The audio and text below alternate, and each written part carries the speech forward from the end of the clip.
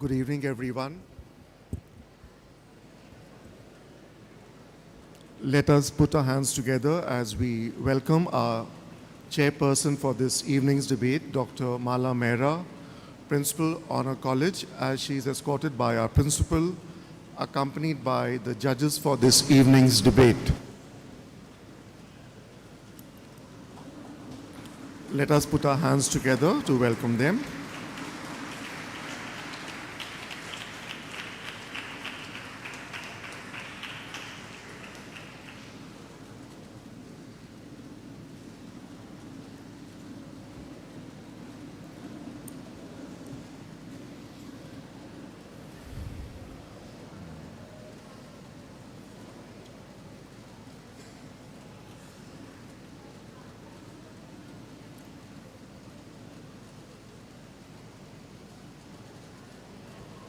We may be seated.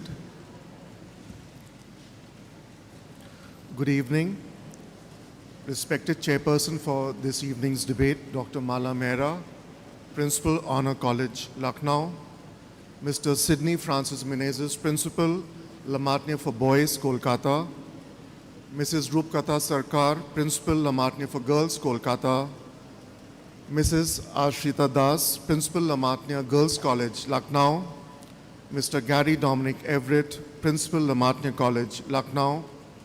Judges for this evening's debate, guests, parents, members of staff from both the La Martinières, from all the 4 La Martinières, and my dear young Martinians who have come here for this Inter-Martiniere Meet, the 79th edition. On behalf of the Principal, La Martiniere College, I welcome you this evening for the Boys Debate Competition. I extend a special welcome to our judges. Thank you for giving us your time to evaluate and encourage our bright young speakers. To the parents and guests that are present, thank you for your continued support and for joining us this evening. Debate sharpens the mind, builds confidence, and teaches us to listen as well as speak. This evening, we look forward to thoughtful arguments presented with respect, clarity, and good sportsmanship. I urge all participants to give their very best, observe the rules, and show courtesy to their opponents and the judges. Best of luck to every team. May the best speakers win, and may this contest strengthen the bonds of friendship between our schools. Before I hand over the proceedings of this evening to our debating secretary, may we put our hands together as our principal will present and welcome our esteemed principals and our chairperson this evening with bouquets and mementos. May I request Mr. Alfred Gomes to coordinate this. Mr. Sidney Francis Menezes, the principal, La Martiniere for Boys, Kolkata. Sir, we welcome you to La Martiniere College, Lucknow. One of our youngest resident scholars is going to be presenting a bouquet to Sir and a very special memento.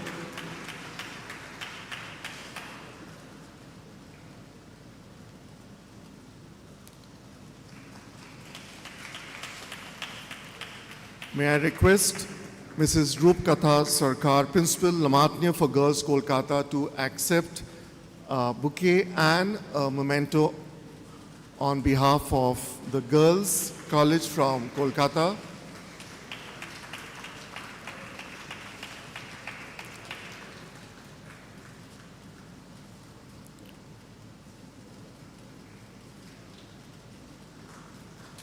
May I request Mrs.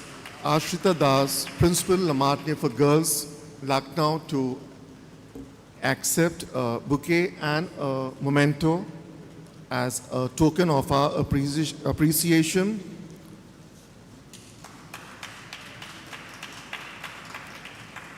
At this point in time, may I request Mr. Craig Kerr, our debating secretary, to present a memento to our principal and a bouquet.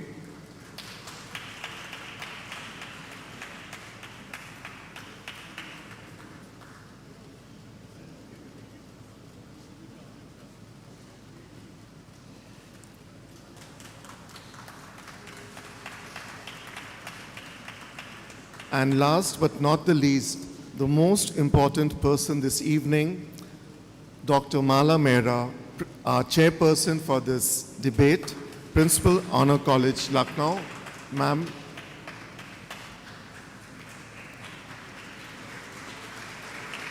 let us put our hands together to welcome the special guests.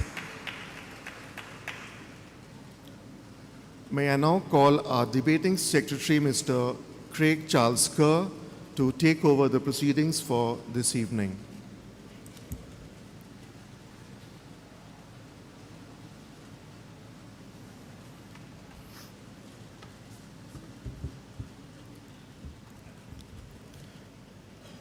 Good evening to everyone present here. For all the contingents as well as staff who have come with them, including the principals of the colleges, I welcome you.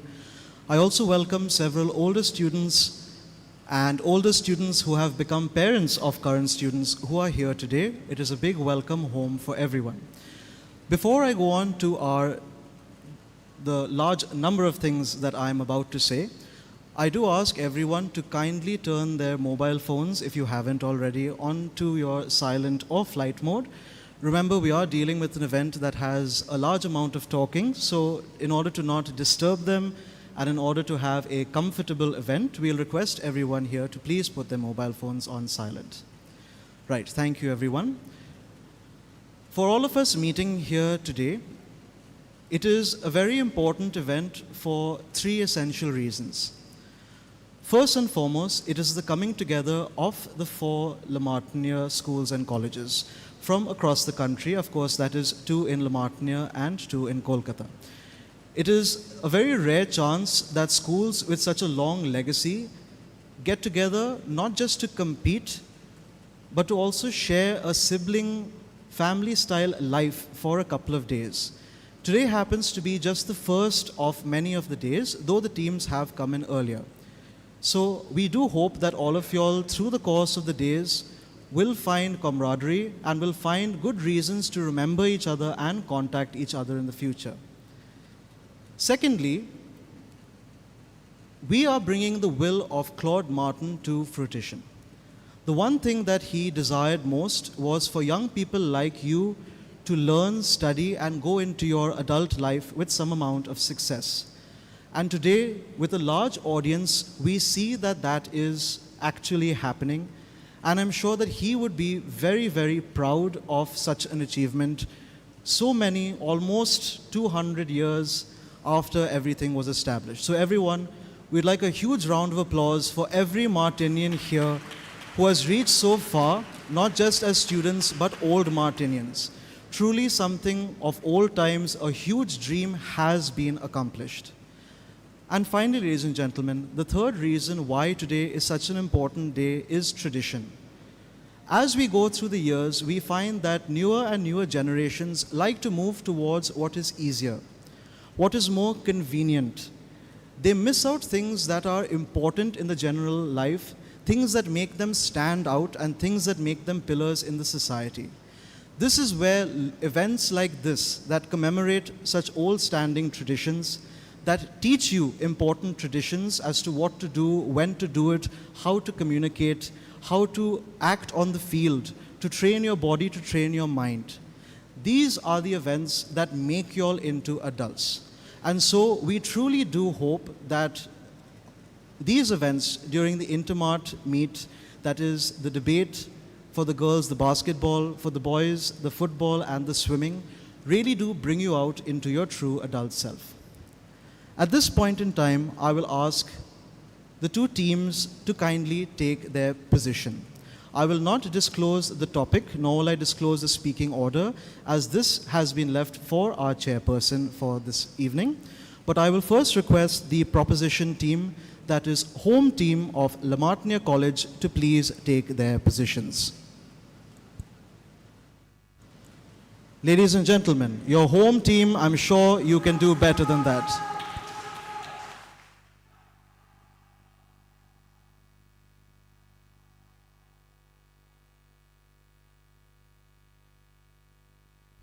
At this point in time, I will ask the team who is home away from home and come back home, Martiniere Boys, Kolkata, to please take their position.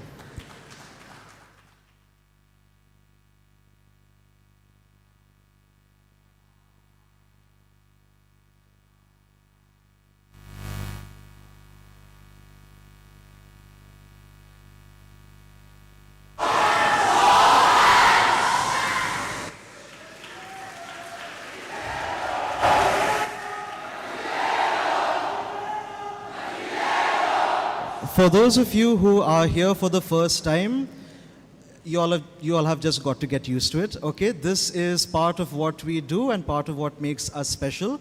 I'm sure that our students will keep it sanitary while doing so, all right? But definitely, this is part of our ethos. I do hope you all enjoy. And as I did say before, we do uphold our traditions here. And one very important tradition that we follow is a specific trade-off. Therefore, I will ask the captains of the two teams to please come forward and exchange pennants with these symbols of the college to showcase the bond that they are now sharing and the competition they are about to go into.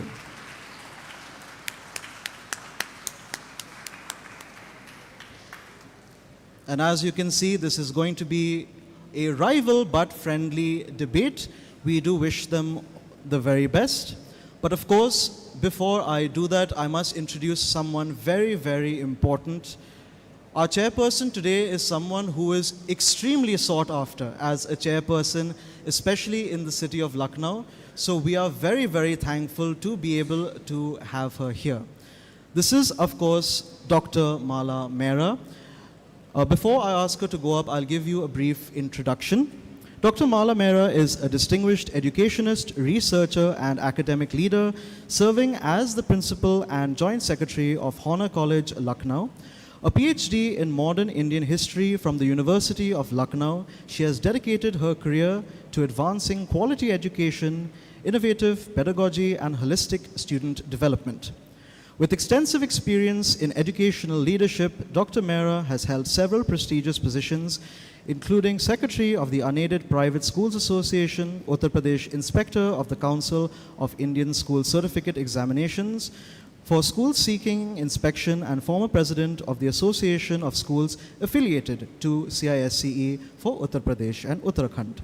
She is widely recognized for introducing technology-driven educational practices, competency-based learning, and student-centric curriculum reforms aligned with the United Nations Sustainable Development Goals Vision 2030. An accomplished speaker, and this we can vouch for, researcher and moderator, she has presented papers at national and international conferences on education, leadership, curriculum development, and children's rights. Dr. Mehra's outstanding contributions have earned her numerous national and international honors, including the Lifetime Achievement Award, Pasban-e-Urdu Award, Dubai Education Award, Swami Vivekananda National Principals Award, Economic Times, to name many, many more. Her vision, commitment to educational excellence, and dedication to society responsibility continue to inspire educators alike. Let's have a huge round of applause for Dr. Mehra. This really doesn't do justice to what an amazing person she is. So hopefully we'll get to hear more about her when we have our open house spoilers for later on this day. Thank you so much, ma'am. We will now ask you to kindly come up on stage. Thank you, sir. So we'll escort ma'am as she moves onto stage. Remember, students, unlike your physical and tenacity-based events, which you will be going for the next few days, this is an academic event. Please note, students, of all 4 contingents, and I will repeat myself because it is important. Students of all 4 contingents, this is an event where the judges must be able to hear everything that the participants are saying. All right?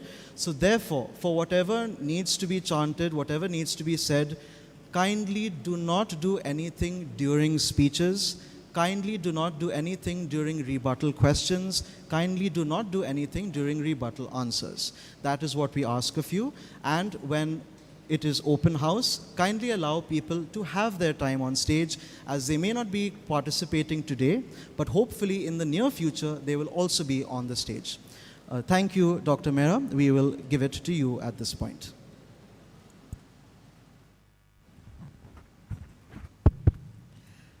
Please be seated, boys. Thank you so much. A very good evening to this very, very wonderful audience this evening. I was not introduced completely because it was missed out that I am a Martinian as well. So that is one of the joys of my life, to be recognized as a Martinian, and I would always be a Martinian. So it's a pleasure to be at the Boys College once again this evening. A very good evening. I would, at this point, like to thank Mr. Everett for having me here, Mr. Craig Kerr for having me here, to all my boys who are participating from Kolkata as well as from Lucknow, to the wonderful principals that have come all the way from Kolkata. Ma'am, Rupkatha Sarkar, thank you so much for being here this evening. Sir Menezes, thank you so much for being here this evening. It is my joy and pleasure to always be here. Mrs. Ashrita Das and Rohit and Mr. Everett and the First Lady of La Martiniere College, Clover, thank you so much for having me here. Well, let's move on with the proceedings. We are most grateful to have a panel of judges which is quite prolific. We have with us Mrs. Samira Shahani, a professional designer associated for decades with the advertising industry. She has lent her talent to several prestigious organizations across Lucknow. In 1998, she added event management to her repertoire. She started her own firm, Arman, and had the opportunity to work with and for some of the best brands in the country, including media entertainment channels like Sony, Zee, Star, Radio City, and Radio Mirchi, to name a few.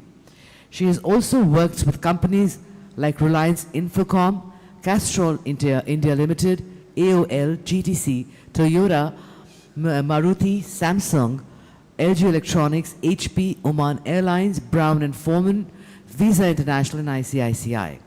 Amongst the founder members of the theatre group, actors, she has a strong understanding of working with a diverse audience as well as a proficiency in mass communications. Other than that, being a very dear friend, and we are batchmates and college mates. So, Mrs. Sahani, wonderful to have you here this evening. Charming as ever. Judge, thank you very much. Can we please have a round of applause for Mrs. Sahani? Our second judge for the evening is Ms. Mitali Tiwari. Ms. Tiwari is the Assistant Professor of Economics, currently working with Dr. Ram Manohar Lohia, National Law University, Lucknow, having 20 years of experience in teaching economics, entrepreneurship, and management-related subjects. Has conducted training programs and workshops for entrepreneur awareness for women, youth, and children, has published research papers and case studies in reputed international journals and books. Ma'am, a very, very warm welcome this evening, and thank you so much for taking out the time for the boys' colleges. And of course, last but not the least, thank you, boys. La Martiniere boys always to the fore with your applaud. Thank you so much. The third judge for the evening is Mr. Sachinanand Singh, who began his career as an English teacher at St. Francis, where he taught for about a decade, from 1986 to 1996. He joined Colvin Talukadars in 1996 and continued to teach English till 2005, when he shifted to the Birla Group. He was appointed principal in 2010. In 2016, he moved back to Lucknow and was principal at a couple of schools before joining Colvin Talukadars as principal in 2023, where he is presently working. Mr. Singh has a deep interest in English and Urdu poetry, theatre, and spirituality. He has translated Kabir's Saki into English. He has written critical essays in English on contemporary poets like Farhat Ehsas, Sharh Kaifi, Khushbir Singh, Shad, and Abhishek Shukla for a book entitled The Ghazals in Blue Jeans. These days he is working on an Urdu play on the life of the celebrated Persian poet Rumi. Well, prolific that, Mr. Sadaran Singh, welcome so much in the premises of La Martiniere Boys College. Boys and girls, can we please have a round of applause for all our three judges? Absolutely wonderful. From the judges, I will very quickly come to our boys who are the contestants this evening. And the topic of the debate is informed dissent is more valuable to democracy than unquestioning consensus. Proposing the motion is La Martiniere College, Lucknow, represented by their principal speaker, Atharva Jain. Can we please keep the applause going? Second speaker, Kabir Bhandari. Third speaker, Syed Ali Rizvi. Fourth speaker, Adit Vaibhav. All the very best, boys. Thank you so much. Opposing the motion is La Martiniere for Boys, Kolkata, represented by their principal speaker, Kritam Agarwal. Second speaker, Samridh Chakraborty. Third speaker, Ranadev Banerjee. And fourth speaker, Hamza Yasin Siddiqui. All the best, boys. May the best team win. Please be seated.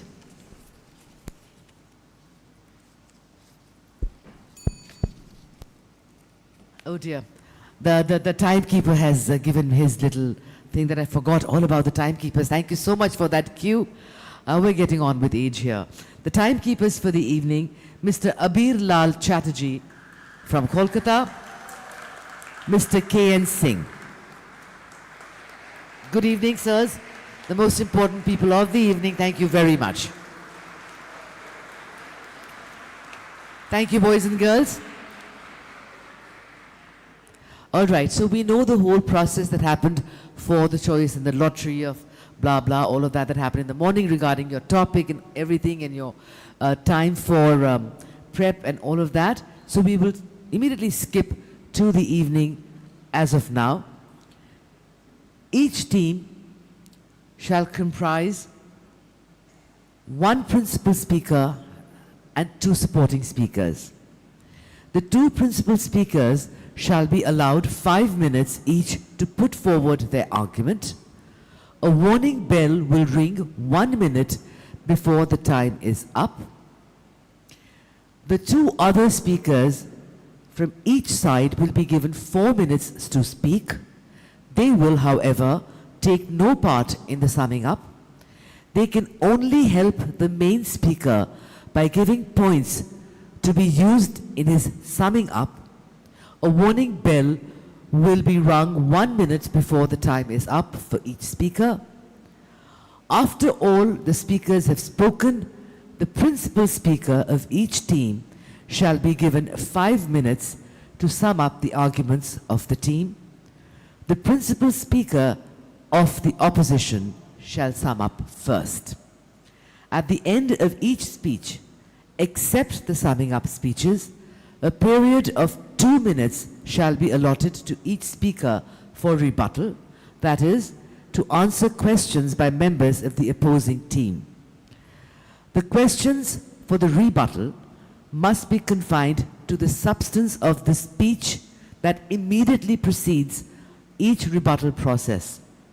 A maximum of 2 questions may be asked for each rebuttal. Cross-questioning shall not be permitted. Only the time taken to answer the questions shall be taken into account by our timekeepers. The questions themselves shall not be included in the 2 minutes allotted for rebuttal. So teams, I hope you've got that.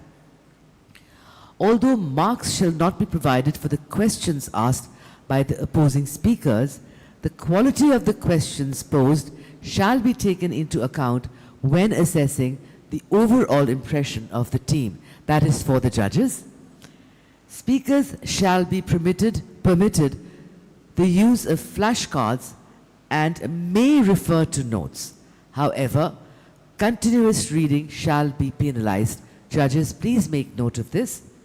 Marks shall be allotted as follows: content 20 points, delivery 5 points, argument 5 points, rebuttal 10 points, summing up by the opening speaker 10 points, general impression of the team 10 points. Content 20 points. This is to be interpreted as the logical development of an idea or ideas. Delivery 5 points. This means the clarity of speech as well as the choice of language, and by that we do not mean other languages. Argument 5 points. This means the lucid presentation of one's own ideas as well as the refutation of those of the opposition. Refutation will apply in the case of all except the opening speaker. Rebuttal. This means the response to the questions and conviction of arguments.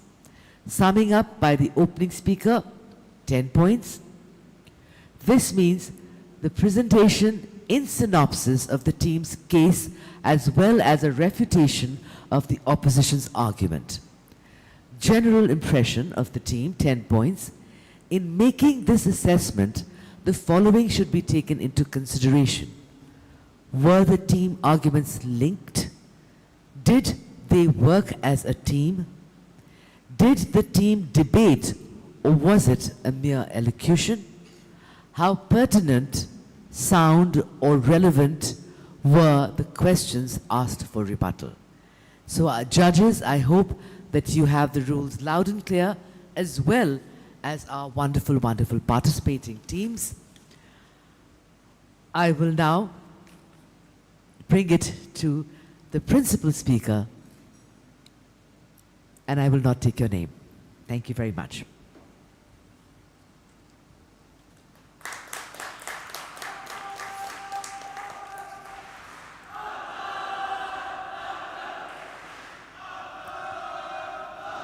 Thank you for the applause, boys. Thank you so much for that. Informed dissent is more valuable than unquestioning consensus in the context of democracy. Judges, this is the statement that side proposition will prove to you today. As the principal speaker of side proposition, allow me to tell you what I'm going to talk about.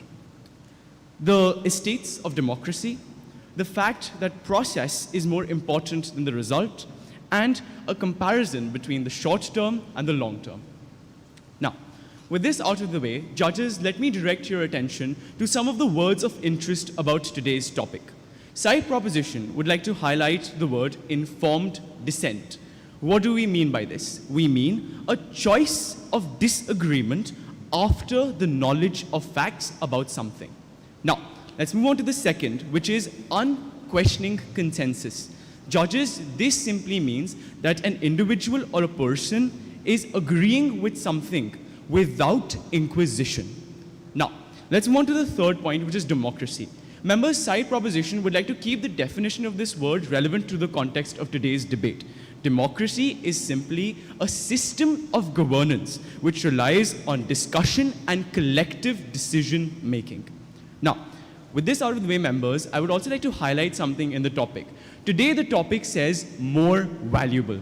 Side proposition does not deny the value of unquestioning consensus. What we are merely saying is that informed dissent is more valuable than unquestioning consensus.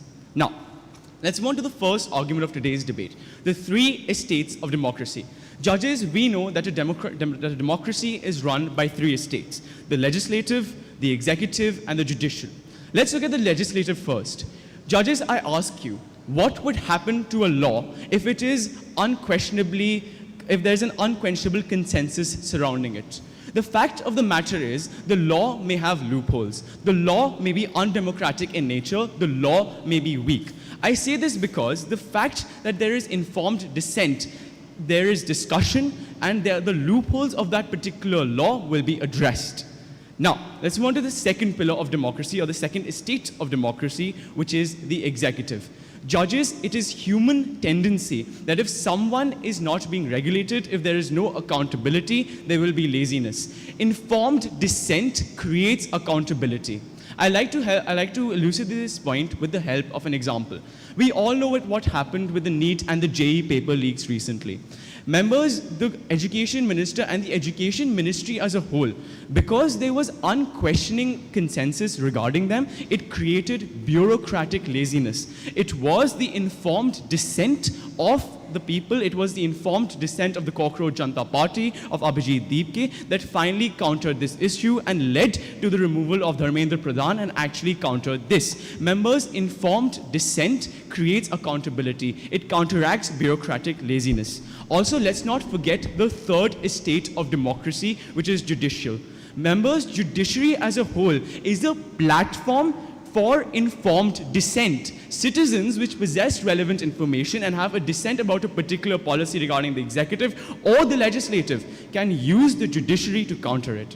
Now, let's move on to the second argument, the fact that process is more important than the result.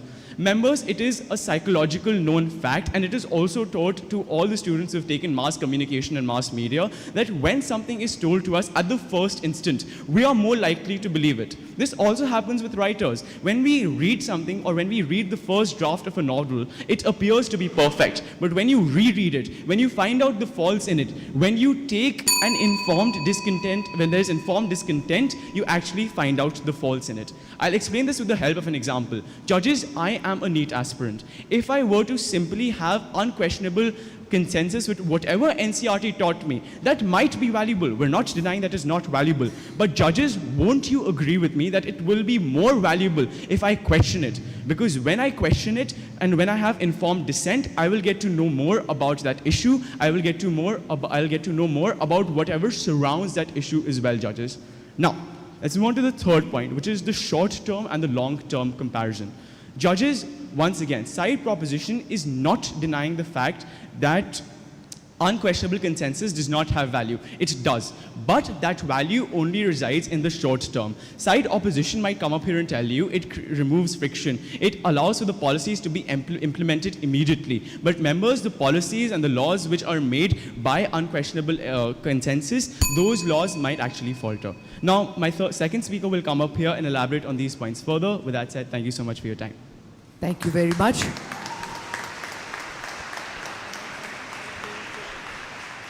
Judges, please note the speaker exceeded by 10 seconds. Rebuttal, please. You have a podium right there. Madam Chairperson, can the lead speaker of side proposition please enlighten this House with what the end point of informed dissent should be according to him? Right. Members, this gives me a brilliant chance to elucidate on this case. The end point of informed decision is the beauty of our argument. When there is unquestionable consensus, simply a law will come and the end point will be the law will be passed. When there is informed dissent, the end point will be laws, policies, everything will be scrutinized. There will be constructive criticism, the laws will be made better, and essentially there will be more value to which when there is informed dissent. If there is simply unquestionable consensus, what is the end point, judges? There is no criticism, there is no judges, there is no policies. Simply whatever is being portrayed will be passed out as is. Do you think that is more valuable, or do you think the value lies in the end point of informed dissent, which allows for constructive criticism, development, and actual implementation of policies without loopholes, as well as general information of the public? Thank you. Yes, please. At the podium, please.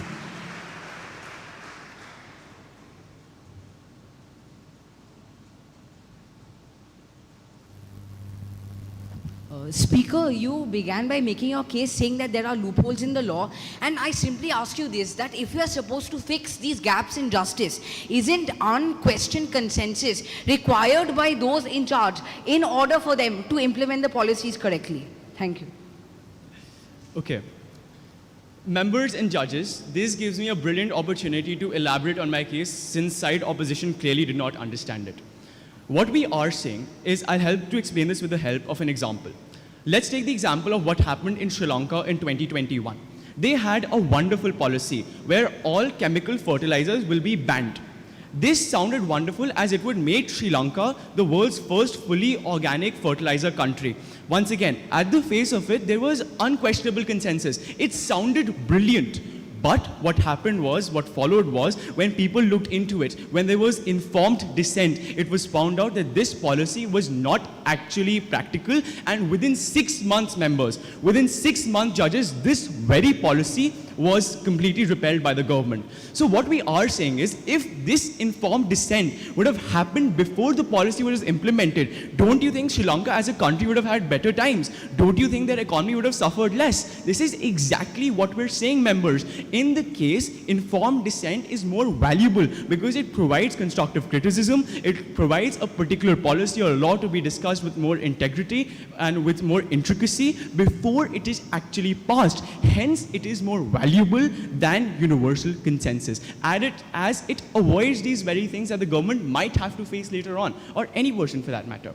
Thank you so much for your time and attention. Thank you very much. May we please have the opposing principal speaker.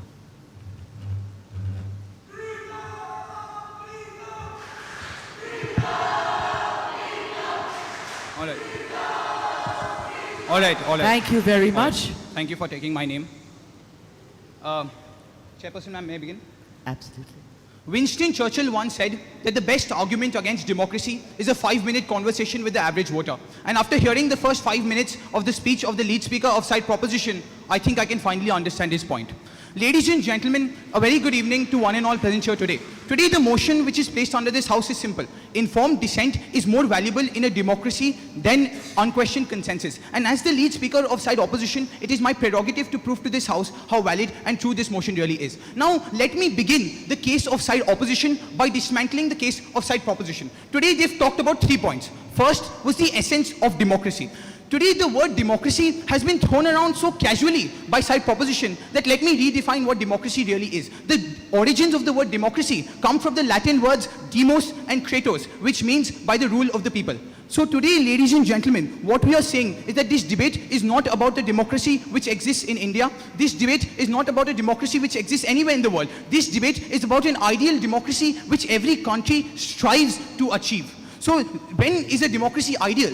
An ideal democracy is when it functions by the people, of the people, and for the people. And ladies and gentlemen, if today we assume that, for instance, side proposition is the government, and we are, say, for instance, the informed dissenters, then, ladies and gentlemen, what shall be the end point of this debate?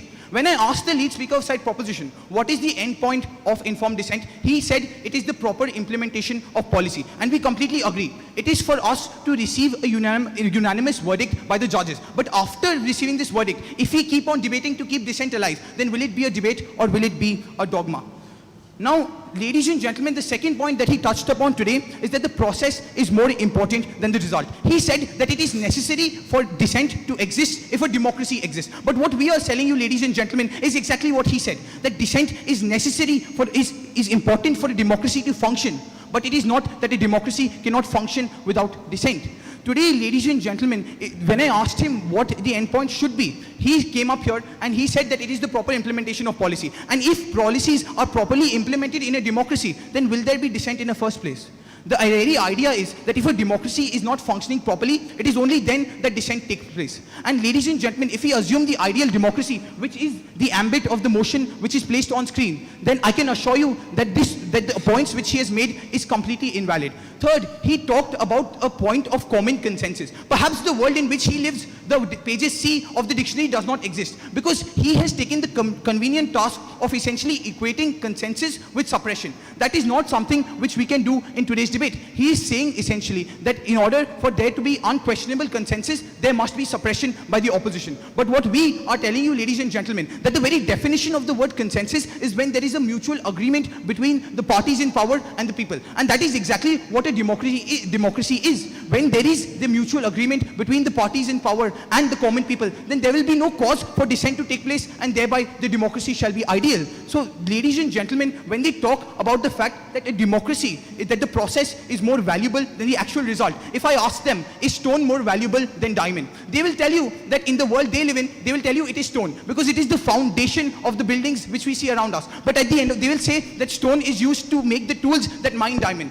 But ladies and gentlemen, what we are saying is that if you look at it from the face value, if you compare the two things separately, then you will realize that there is no comparison. You will obviously say that it is a diamond. That is the fundamental clash which has existed in today's debate. Next, they've talked about informed consent. Ladies and gentlemen, when does we live in a country where misinformation travels faster than information? We live in a country where journalists are suppressed by the opposition parties. And this was very well enshrined in George Orwell's book, Animal Farm, where he said that the reason why people dissent is because of inequality. He said that some animals are equal, but it is just that some animals are more equal than others. And that is the exact point. When the democracy functions properly, it will be then that all the citizens are equal, and there will be no cause for dissent to take place in the first place. So thereby the democracy would be ideal. Today the ambit of this debate is not about whether a utopian democracy can exist or not. It is whether a utopian democracy existing is more valuable than the case which they are making in today's debate. Today we are celebrating the 79th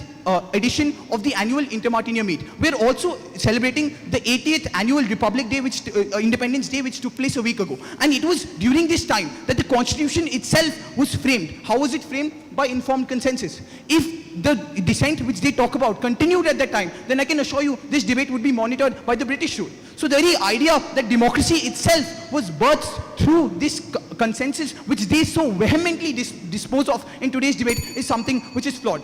Today, ladies and gentlemen, democracy in our country is stagnant. It is not perfect. But the fact is, they believe that the quest for perfection itself is futile. What we tell you, ladies and gentlemen, that the reason why democracy in a country like India is stagnant is because the common man, it is because side proposition cannot discern between what is valuable and what is not valuable. Thank you so much, ladies and gentlemen. I'm very, very proud to oppose.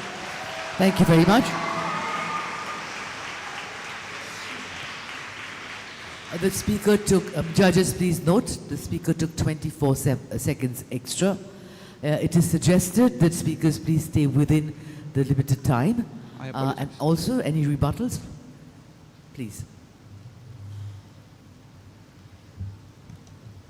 Madam Chairperson, with your permission, may I ask a question? Right. Just a very simple question to the speaker. Doesn't the speaker agree that it is informed dissent that actually creates proper policies?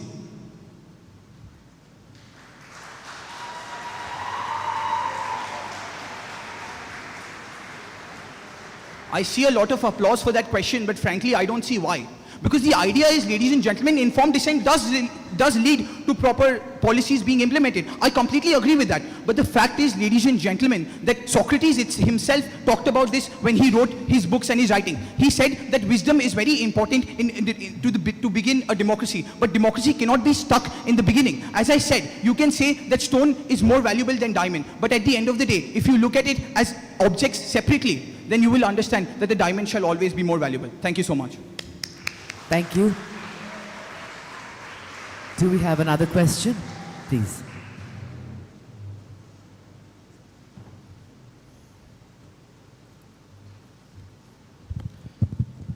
Madam Chairperson, the speaker in his speech talked about mutual unquestioning and also about unquestioning consensus. So don't you think he is trying to obfuscate the House because of the fact that mutual consensus is only possible after informed dissent?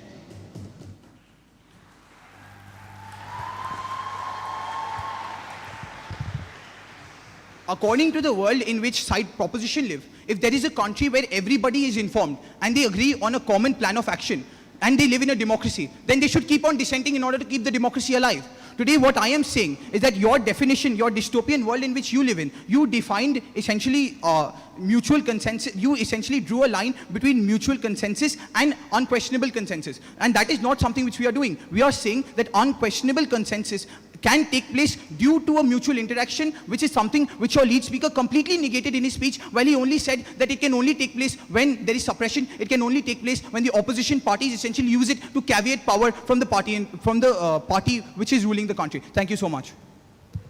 Thank you very much. May we now move to the second speaker of the proposition.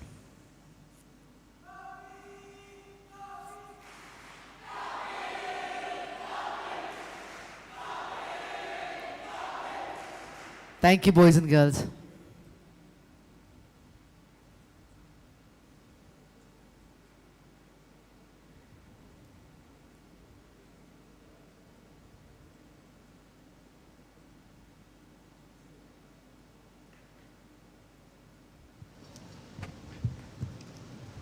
Ladies and gentlemen, before I begin, I would like to clarify a very simple misconception that I've noticed in this House so far, and before side opposition brings it up once again, let me very simply clarify it.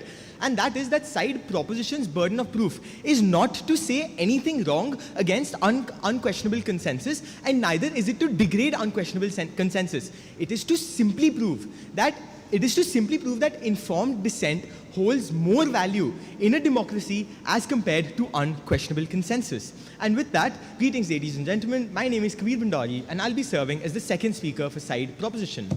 Now, my first constructive will be elaborating on the last constructive provided by my principal speaker, and that is talking about democratic evolution.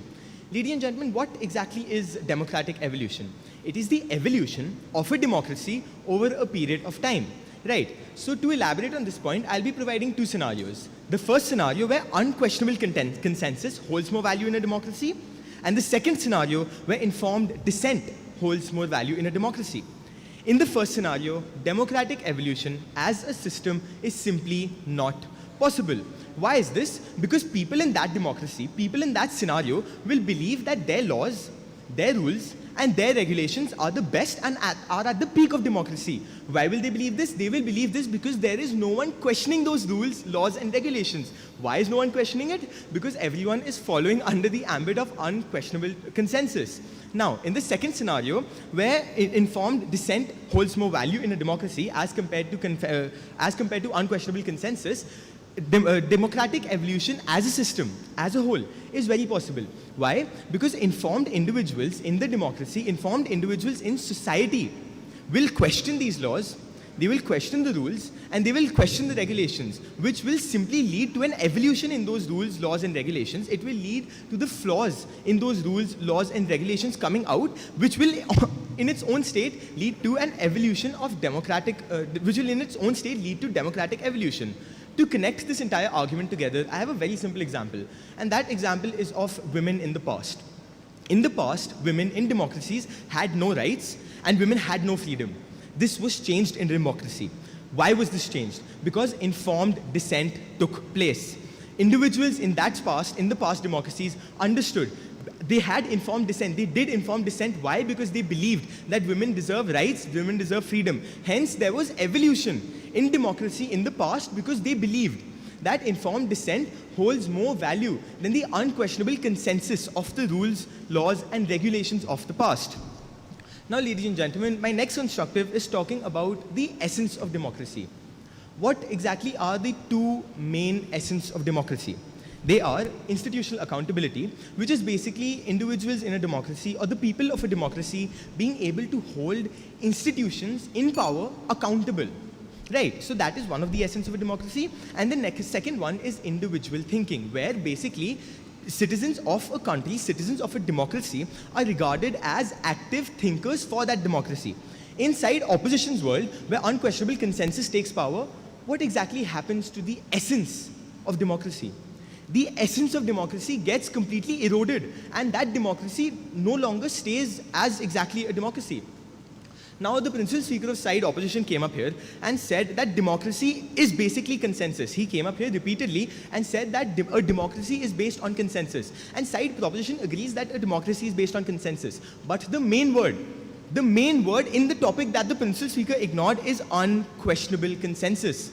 The speaker repeatedly ignored the aspect of unquestionable consensus because unquestionable consensus, let me elaborate on what it is. It is basically when all individuals in the society listen to what the rules and regulations are without making any questions regarding that. And the speaker completely ignored the word unquestionable. And with that, I'd like to bring my speech to an end, but certainly not my stance. Thank you. The judges may please note the speaker took 13 seconds extra. May we have the opposition with rebuttals?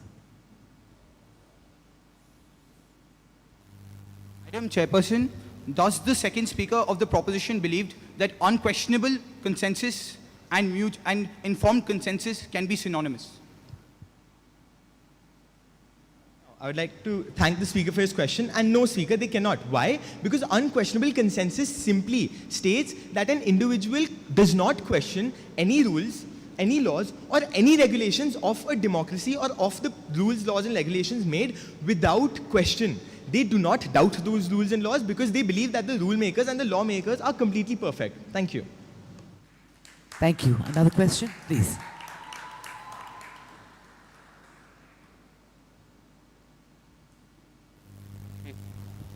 Thank you for your speech, sir. Can you explain to the House what is the apex of democratic evolution?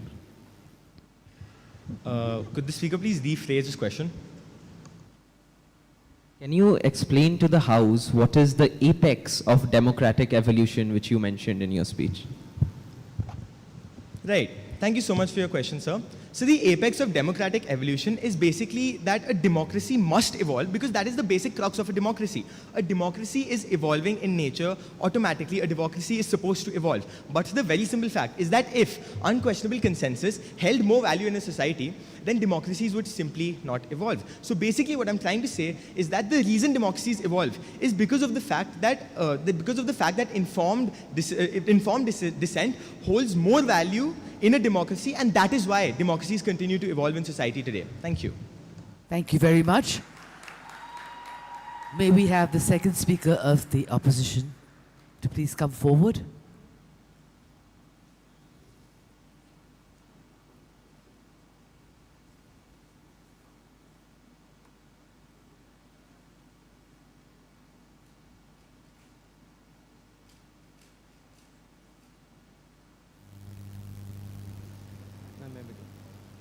Excuse me? May I begin? Absolutely.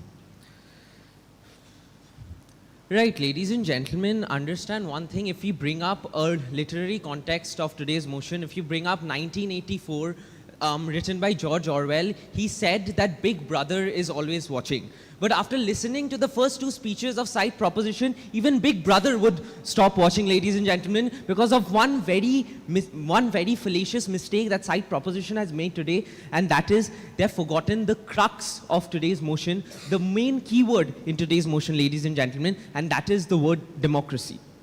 Ladies and gentlemen, understand that side opposition today does not talk about the status quo, it does not talk about modern society, but it talks about an ideal democracy, because that is what the ambit of the motion today, ladies and gentlemen, is for us. You must understand that when the second speaker came up here and answered that the apex of democratic evolution is for democracy to keep on evolving, ladies and gentlemen, that in itself is contradictory to the very fact of what evolution is. Ladies and gentlemen, understand that evolution occurs, but there is a supreme human being. Even if we look at it from the NEET aspirants context of biology, there is a supreme organism that must be reached, ladies and gentlemen, and that supreme apex for democracy is unquestioning consensus. Ladies and gentlemen, understand the very difference between necessity and the very difference between for its prolonged existence.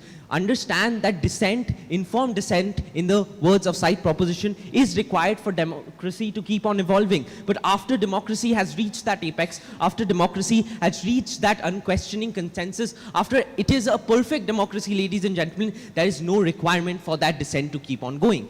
And that is what side opposition needs to talk about today. Ladies and gentlemen, understand that for consensus to occur, there must be agreement. And using that logic, I agree with side proposition that dissent is necessary for a democracy. I agree with side proposition that democracy is not perfect today, but there is one thing that I do not agree with, ladies and gentlemen, that there is informed dissent in today's world. Ladies and gentlemen, when they question our utopian world, when they question our stance, they forget the very fact that for dissent to be informative, they are also looking at an utopian society. When I go out and ask a coconut seller whether informed dissent is more important or unquestioning consensus, he will not answer that. He will ask me, do you want the coconut flesh with water or without water? Ladies and gentlemen, the very ambit of information available to every individual that lives in the entire world today is different, ladies and gentlemen. We are privileged and wearing ties and blazers debating on this topic, but the common man, ladies and gentlemen, does not have that same information. They do not have that same information in order to carry out dissent. The first speaker brought up the NEET scandal protest. Ladies and gentlemen, let me tell you that there were 73% people who were not students who actively participated in the protest. They were street vendors, they were individuals who were not informed of it, but they knew that it was against the government, and essentially they wanted a change in the government, which is why they brought it up.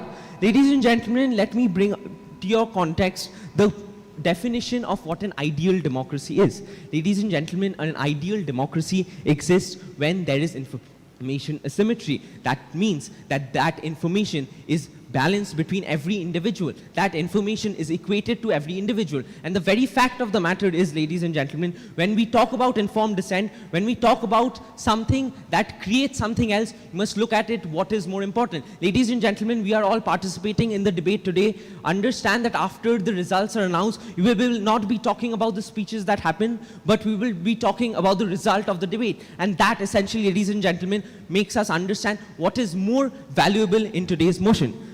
Ladies and gentlemen, understand that when side proposition comes up here and glorifies informed dissent, they forget the very fact of the matter that after dissent, there must be an end point, and that is the perfect democracy.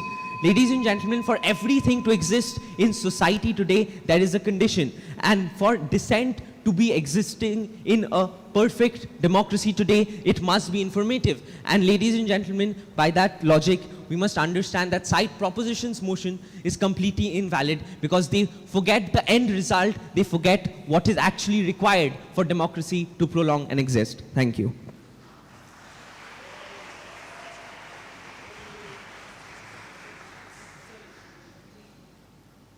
Judges may please note, the speaker took 28 seconds extra. Do we have a rebuttal, please?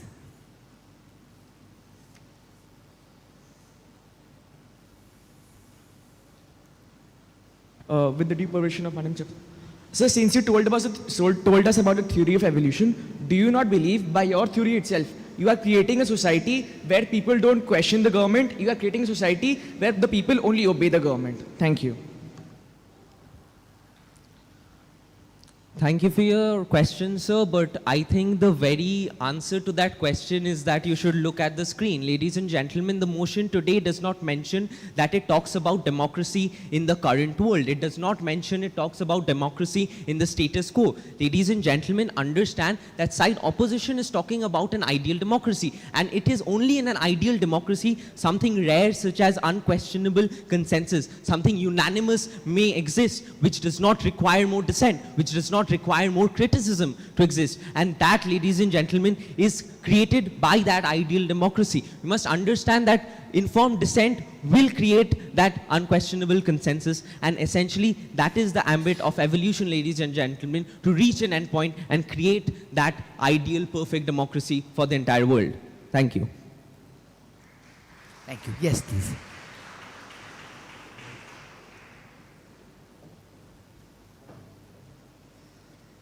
With the permission of Madam Chairperson, may I ask a question? Absolutely. Thank you, ma'am. Madam Chairperson, does the speaker, according to his own definition, agree or not that an ideal democracy is just a totalitarian state where no one questions anything?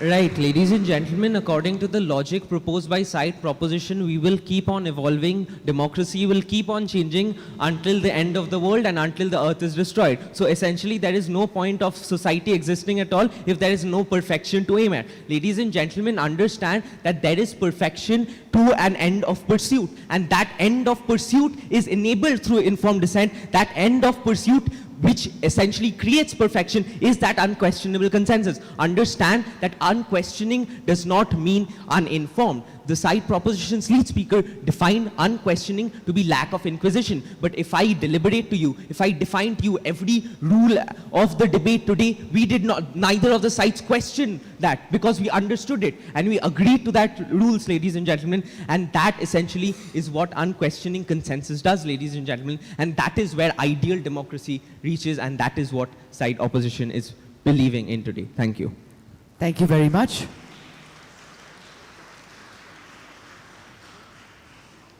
May I please ask the third speaker of the proposition to please come up?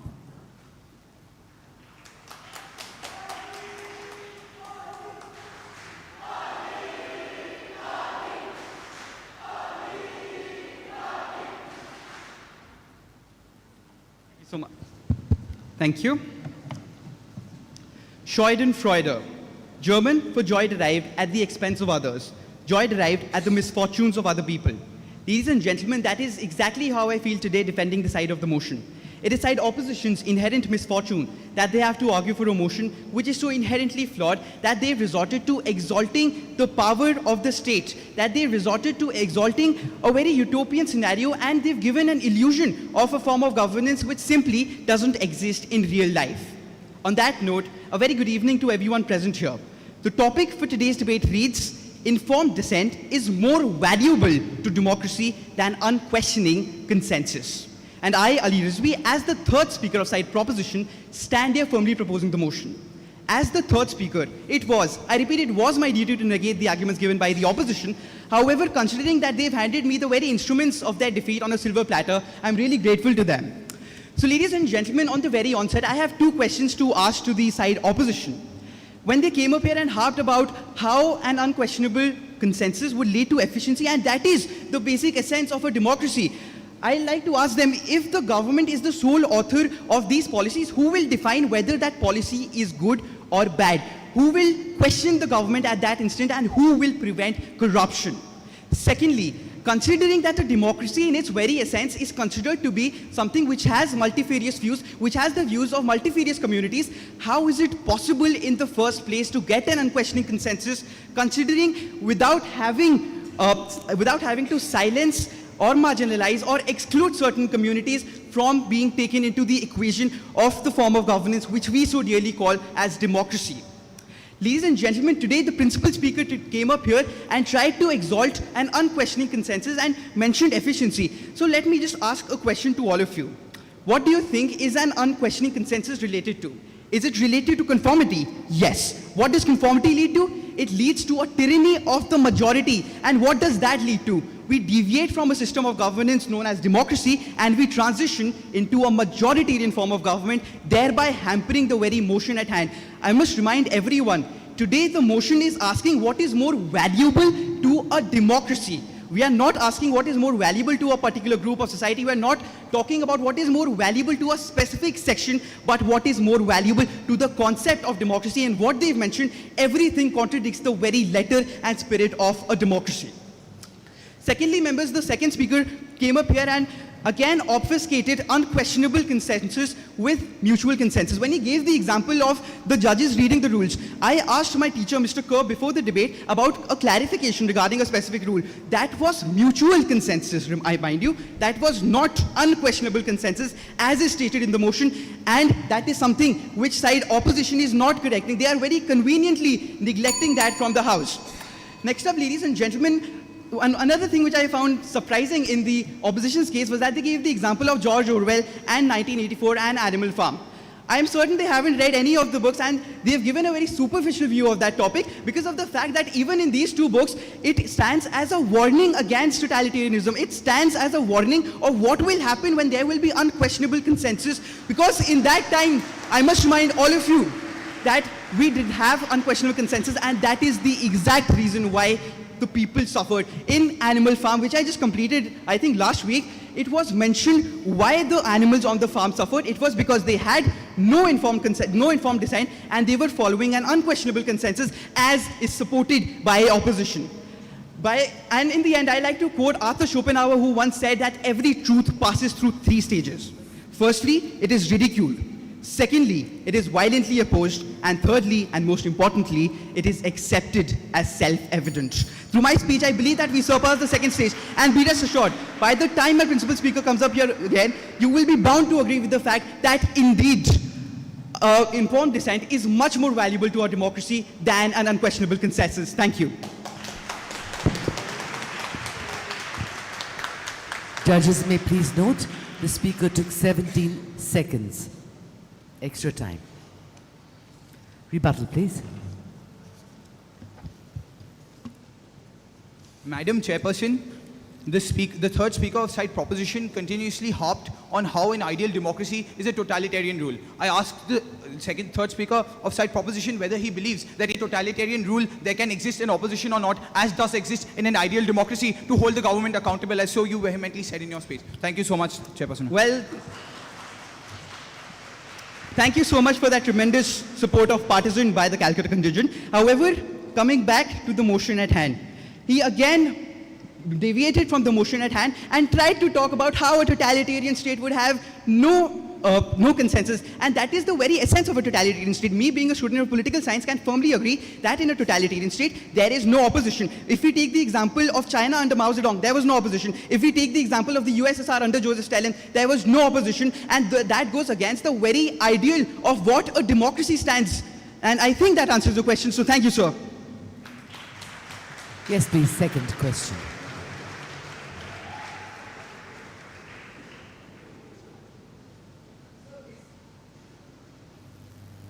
Sir, is informed dissent more valuable because it has the opportunity to increase the efficiency of consensus, or to just challenge it? All right, members, Rousseau in his social contract once said that man is born free, but wherever he goes, he is in chains. However, ladies and gentlemen, if a new set of chains was to be made based on ensuring efficiency and deviating from the motion at hand, then most definitely side opposition would have been the welders of those chains. Members, again, they're trying to deviate from the motion at hand and trying to mischaracterize a democracy with a totalitarian state. They're trying to mischaracterize majoritarianism, authoritarianism, totalitarianism. All of these things go against a democracy, and that is the exact reason why the case of proposition stands and theirs does not. Thank you. Thank you very much. May I please ask the third speaker of the opposition to please come up?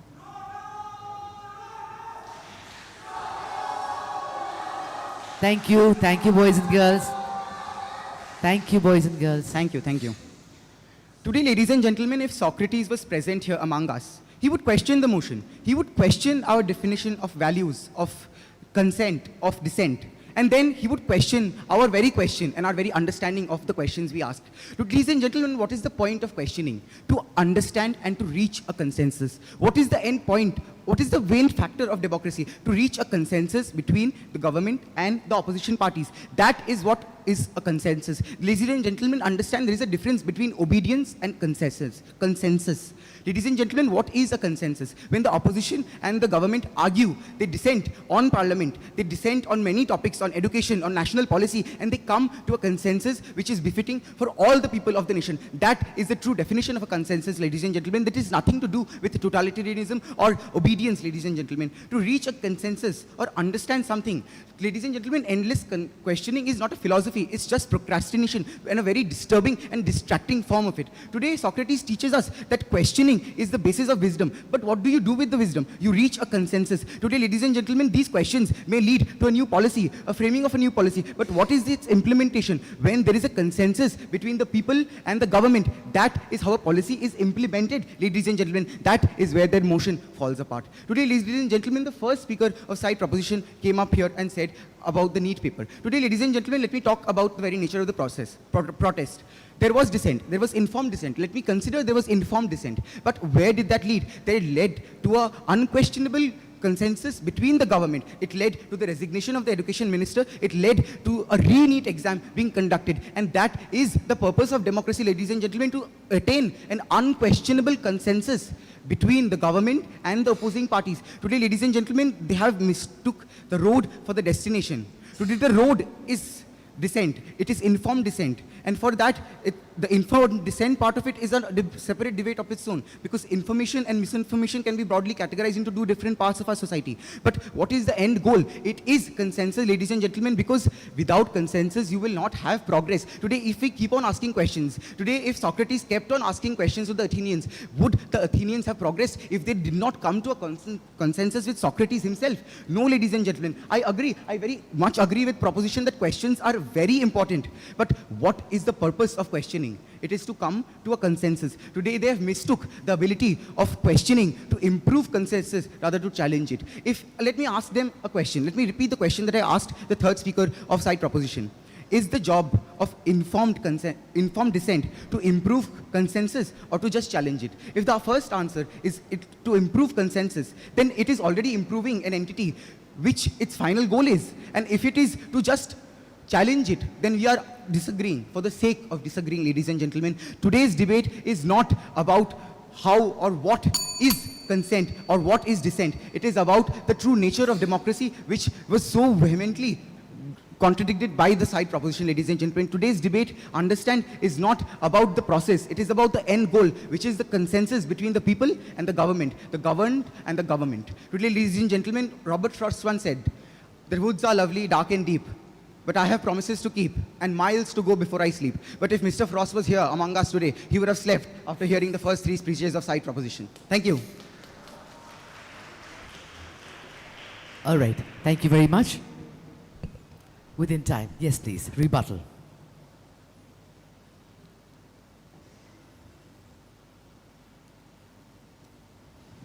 Does this, with the due permission of Madam Chairperson? Yes, please. Does the speaker agree or not that the case is like a snake eating its own tail? That the statement here does not state that time and dissent take place. It states that there should be no questions at all. Thank you. Can you just say your question again? Does the speaker not agree that their case is like a snake eating its own tail, because the topic here does not state that when the time and dissent takes place. It clearly just states that there should be no dissent at all, there should be no questions at all.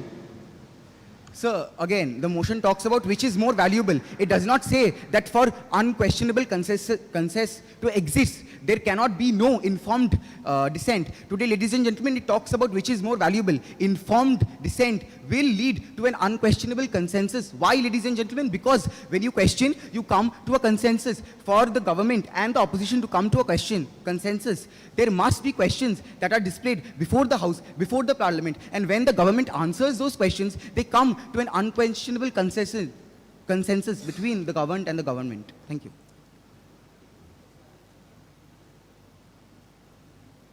Yes, please. With the due permission of the chairperson, I'd like to ask the speaker a question. Right, thank you. So, Madam Chairperson, the speaker based his entire speech on the fact that a democracy always comes to a consensus. But doesn't the speaker agree that he completely ignored the key word in the topic, which is unquestionable consensus? Thank you.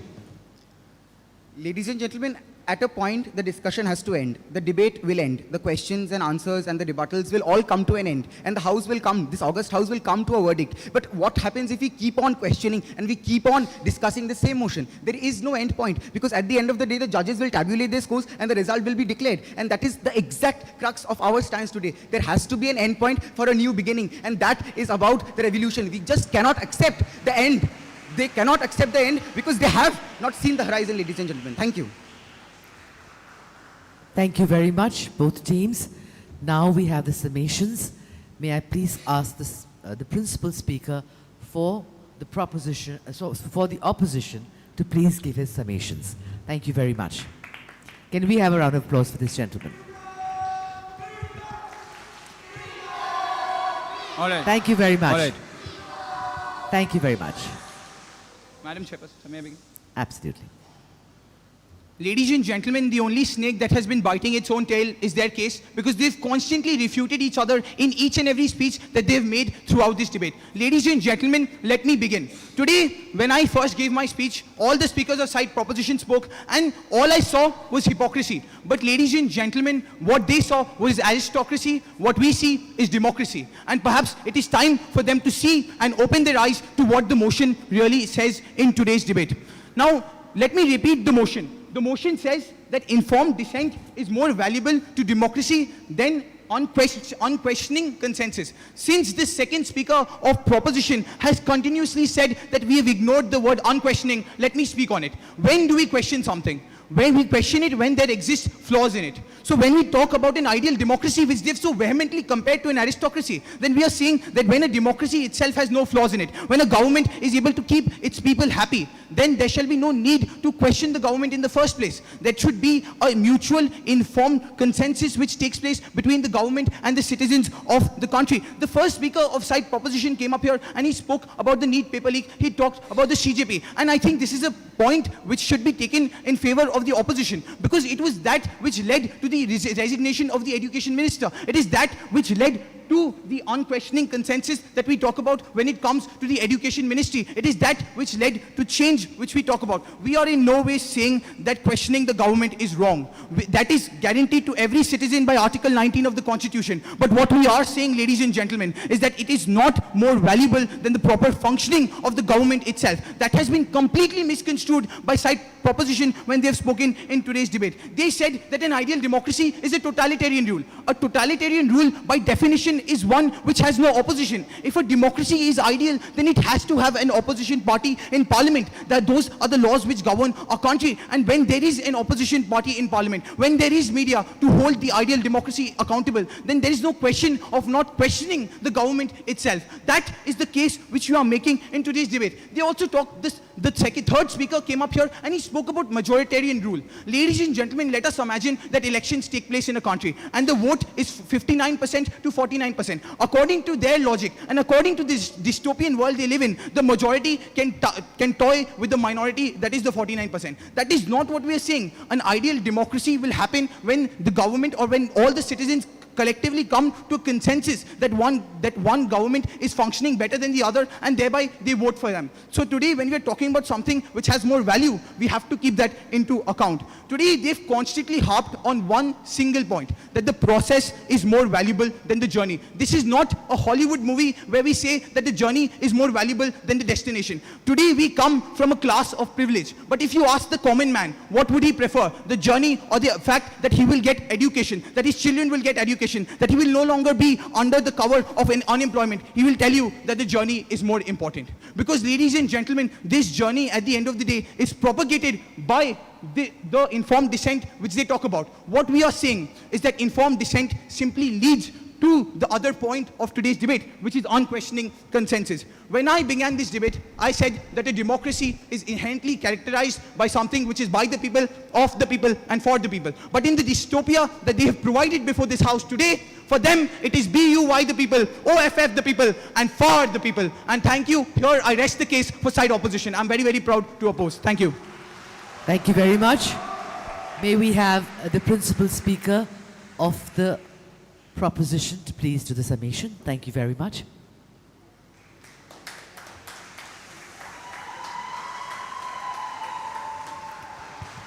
Thank you very much. Good evening again to everyone present here. As the last speaker of today's debate, I feel the onus falls upon me to clarify everything which has happened so far. Members, first of all, the team of side opposition is as bad as biology as they are at understanding the topic. So allow me to clarify what we're actually debating upon today. First of all, democracy. I'll do side opposition a favor and I'll use their own definition. A democratic government is for the people, of the people, by the people. Now, they repeatedly came up in today's debate and they said an ideal democracy will have no questions, will have no opposition.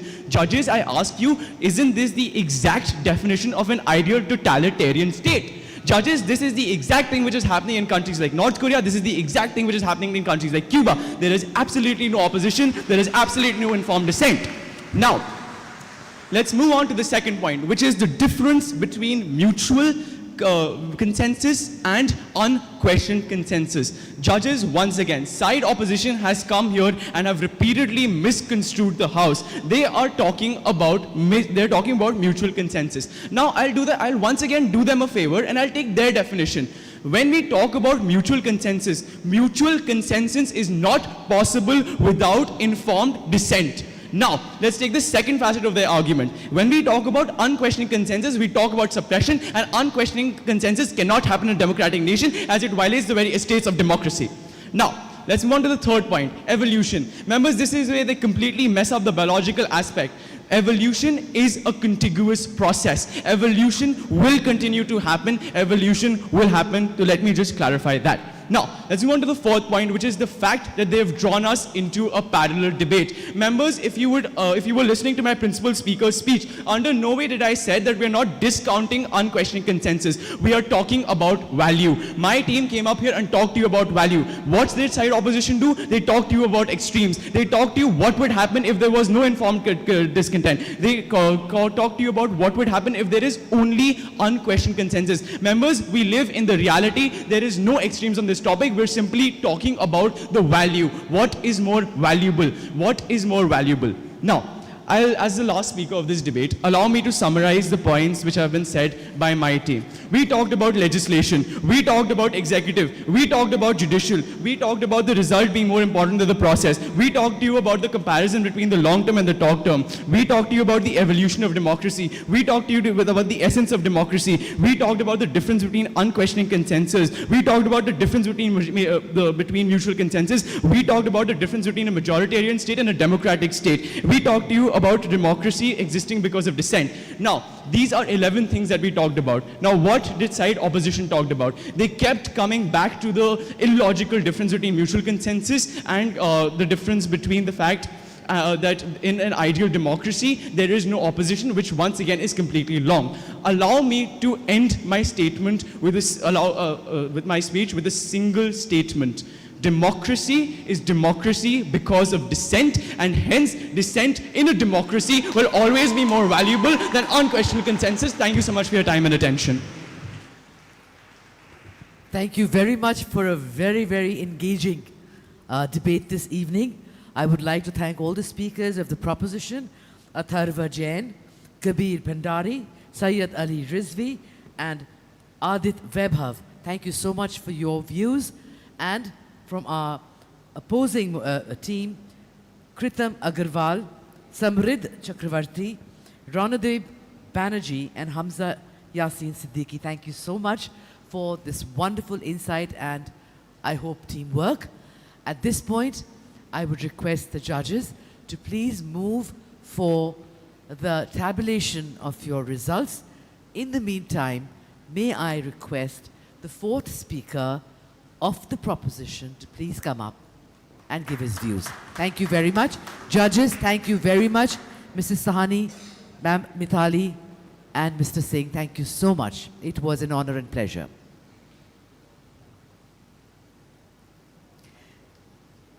Yes, fourth speaker. With the due permission of Madam Chairperson. All right. Ladies and gentlemen, democracy permits me to say what I want to say. But as my teachers have told me not to be personal, I will not say that the opposition has a hole in their sides. What I will say is that they are very open-minded. With that, let me continue the point. Now, when I came to their debate, when I came to their cases, I was thinking about what their points are. There are no points. Now, moving on. Then what happened was, I came to rebuttals. But then what happened was, I found a blank page again. My third speaker deconstructed their whole argument and left nothing for me to do. So then I shall continue by saying that the side opposition here comes to say that mutual consensus and unquestionable consensus is the same.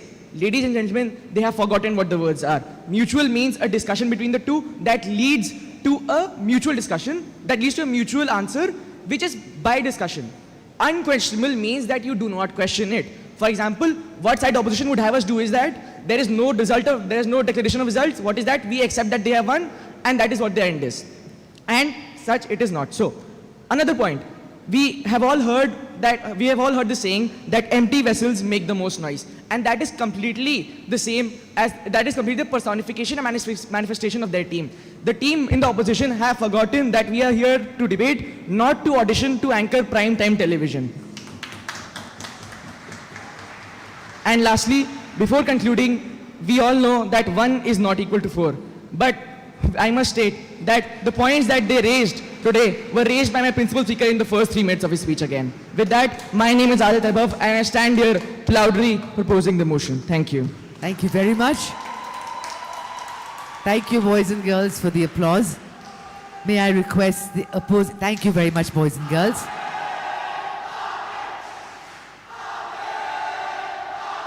Thank you very much. Can we please complete the process? May I please request the fourth speaker of the opposition to please give his views.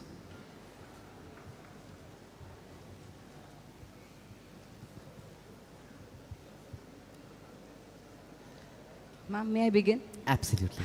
Am I audible? All right. Ladies and gentlemen, the third speaker from side proposition talked about illusions. And I think that the greatest illusion played by side proposition in this debate today is that they had anything valuable to say. Now, ladies and gentlemen, as the last speaker of side opposition and of this debate today, I feel more like an observer. And I cannot help but recollect the time where Charlie Chaplin and Einstein had an encounter.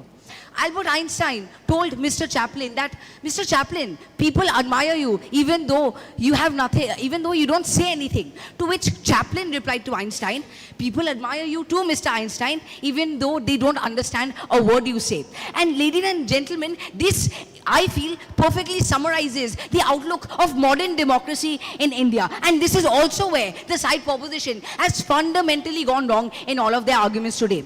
Now, ladies and gentlemen, today, the word dissent has been thrown around so casually by the side proposition that it has lost its functionality in a government. But first, I would like to talk a bit about democracy. Now, democracy wasn't built in a day. It was built in Athens, Greece. And there were fundamental flaws with democracy as well. Democracy was not born full-fledgedly. First of all, women were not allowed to participate in the democracy. Then came humanism. Then came the Renaissance. And now the technological age of democracy. Each and everything accompanied by informed dissent. But however, all of them led to a single goal, which was unquestionable consensus. Now, ladies and gentlemen, in this motion, dissent from the opposition in a parliament simply identifies the problem. It does not solve the problem. They asked, if the government is corrupt, who will solve the problem? I say the society will help to fix the problem. And if the society were to fix the problem, this requires unquestionable consensus. One of the speakers mentioned North Korea and their totalitarianistic regime. However, I feel like I've booked a flight ticket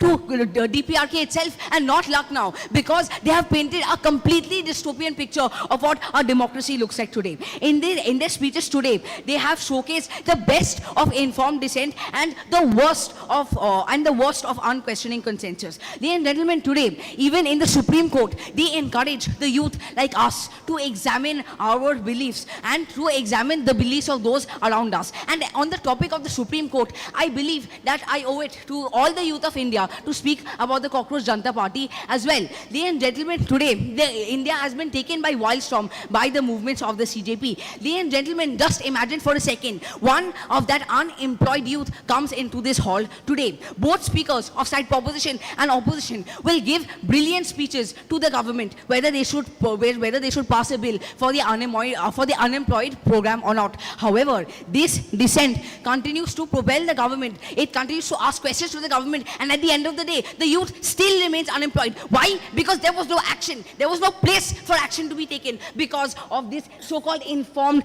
dissent, which has been presented by the side proposition today. And ladies and gentlemen, I feel that the use of the word informed in this debate is very ironical as well. Our nation, India, has a very beautiful literacy rate, unevenly distributed between its entirety of the motherland. The first speaker began by showcasing the three pillars of democracy: the legislature, the executive, and the judiciary. However, they forgotten about the fourth pillar: media, social media. Ladies and gentlemen, today we live in a technological age where misinformation spreads much faster than information, and whoever is informed and misinformed, I will leave up to interpretation.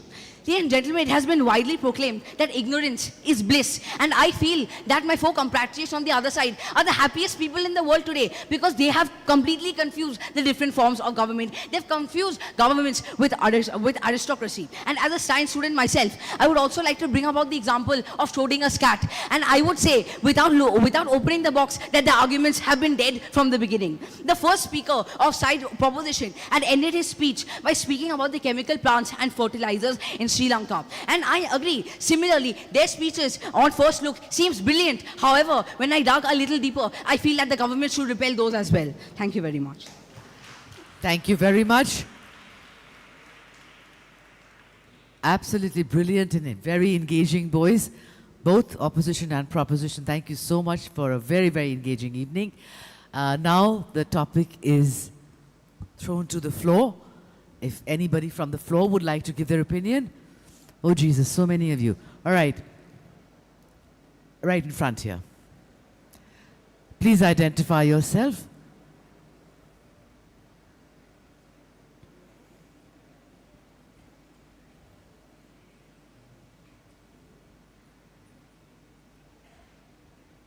Well, this happened for the second time. First, it happened in 2022 when I served as a debating captain for CalMeet. It's a pleasure to be back at La Martiniere, and every year it's 100%, the best sort of feeling you can ever get. CalMeet, I think the pressure is high, and so is the spirit. So when you talk about the topic, before I ponder upon what has to be mentioned, I would like to take this opportunity to also mention and also to request for a round of applause for a member of the Cal contingent who was a part of the debating team in the year 2022, Arav Mida, whom we lost in the year 2025. He was one of the finest members of the debating teams, and I was really happy to meet him at CalMeet, and perhaps the bonds which all of you would make this year, are going to last for a lifetime. And that is why I would request all of you to join me in raising a round of applause for Arav Mida, who did perform exceedingly well and was a very good friend of ours as well. Thank you very much. Can we speak about the topic now, please? Thank you. Now, when you talk about there being informed dissent, I would ask all of you a very simple question. Do you believe that informed dissent as a paradigm exists in our society? The answer is no, because informed dissent itself can never ever exist. That is the reason the form of debating exists today. Why do I say informed dissent does not exist? It is because if you take the example of, let's say, the recent protests which took place, had informed dissent been there, there would have not have been even a single problem. People are a lot of times not aware of what they are going to speak or what they are proposing. Usually it's for the clout or because they are inherently aggressive towards, let's say a certain ideology. And that is something which we have to oppose as the future of today. And that is the point at which debating had to be focused on. Because without questioning, democracy cannot exist. The ethos of democracy is asking questions, and unquestioned consensus is something which cannot at all exist. And last point which I would like to mention is that when you see that there are three important pillars, the legislature which creates or prepares the laws, right? Then after that, you have judiciary which interprets it, and the executive that enforces it. The reason behind the interpretation is that there are questions. If the laws aren't in the favor of the public, they will never be installed and they will be removed or eclipsed, as a doctrine of eclipse in law goes. And that is why today side proposition should take the motion. I mean, of course, it's Lucknow, and we're here for that objective as well. And even if they don't, the topic and the debate has been phenomenal. Thank you so much, everyone, for paying attention. It was a pleasure coming back to La Martiniere. Thank you very much, and welcome back to La Martiniere. Next, maybe have some ladies, maybe some lady. Oh, wonderful. Am I audible? Good evening, Madam Chairperson. So I've never debated never. So excuse me if I'm being nervous, but I would like to start. And please forgive me for my voice. I'm too enthusiastic cheering. Okay, let me start. Now, according to side opposition, Socrates taught us to question. Ladies and gentlemen, that is exactly what side proposition believes in. You question, you scrutinize, you understand, and you make amendments. Obviously, we do believe consensus is important, but unquestioning consensus needs to be questioned. But the third speaker of the side opposition very blatantly said that questioning is equal to procrastinating. So I don't know what will happen if these people happen to form the government of this country. Thank you. Great thought. Thank you very much. Thank you very much. May we have some other? Right here. Thank you.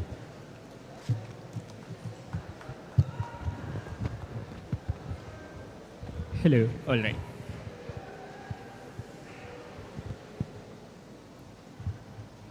Ladies and gentlemen, the question today asked by side opposition the maximum number of times was not that is relevant to today's topic. What they asked the most was that about Socrates. Well, ladies and gentlemen, to answer that very simply, if Socrates was present in the room, he would immediately leave the room after hearing side opposition stance. If directing the debate in the exact opposite direction of which it should have been directed into, side opposition would have won today's debate. Members of the House, if stating things which aren't even relevant for today's topic, such as the press ranking or the spineless journalism in India, simply to gather people's vouchers with the help of emotional arguments rather than logical arguments, which, by the way, their side contained none. In that case, side opposition would have won this debate. A very good evening, members of the House. I am Arjun Grover and I'll be presenting my views for the motion. Members of the House, Albert Einstein once said, if you cannot explain, simply you do not understand well enough. Because members of the House, side opposition's three speakers tried to explain definition at least 4 times because they themselves failed to understand that definition. Moving forward, ladies and gentlemen, now I'll be elaborating upon the key word India in today's topic. Oh, well, it isn't present, but after listening to side opposition speeches, I was convinced that India is present in the topic stated at hand. Members of the House, that is exactly what we need to understand. All they tried was to shift the debate or to narrow down the debate on the examples of India. Ladies and gentlemen, the topic states democracy as a concept in whole that includes all the democratic countries, not only India. Thank you, Gomar. Thank you very much. May I please ask the Kolkata boys or girls to please come up, somebody from your teams to come up? That would be really nice. From Kolkata, it would be really nice. Cheer up your teams, please. Do we have a volunteer? All right. Please come up.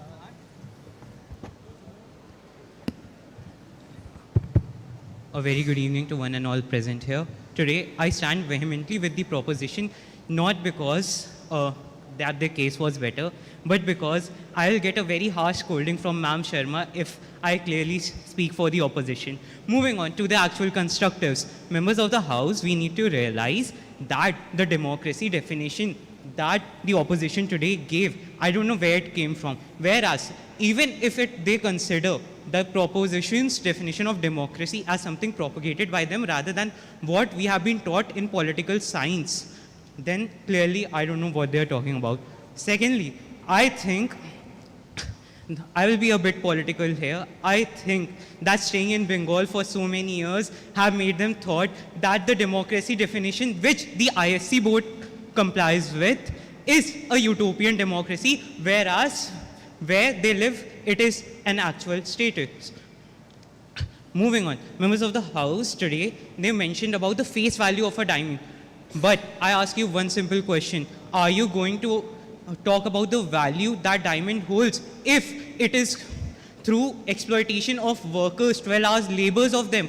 The answer stands at no. Secondly, if we again talk about the face value of a diamond, let us take the example of China. China at its face value is one of the most developed countries, is one of the most progressive countries, but when we look at the core of it, I'm also an MMC student, so I'll mention about a bit of it. Palki Sharma, one of my favorite journalist once mentioned that why China takes only 5 years to develop a highway, whereas we take 15. It is because there's no dissent in China when the Chinese government take their land. That is the totalitarian / authoritarian state they live in, whereas we live in a democracy. That is why it takes us 15 years, even if it is to develop a highway. Still, we get quality, we get consensus of the people after their dissent is analyzed, after their dissent is subjugated by the opposition parties in India, after it has been discussed in the parliament itself. Moving on. Today, I think the democratic definition that the opposition provided is similar to what communism sounds like, of the people, by the people, for the people. But members of the House, one simple question. Don't you think that the 3 pillars of democracy which exist for a reason? That is why my principal speaker talked about the 3 pillars of democracy, whereas they talked about only for the people, of the people, by the people. And I don't think I would like to jinx it like the last time, but may the clear better side win. With that being said, go Mart. Thank you. Thank you very much. Just one correction. It is not ISC board, please children. It is CISCE board, Council for the Indian School Certificate Examinations. Let's keep our board name clear. Right, anybody else that needs to put in a word? All right.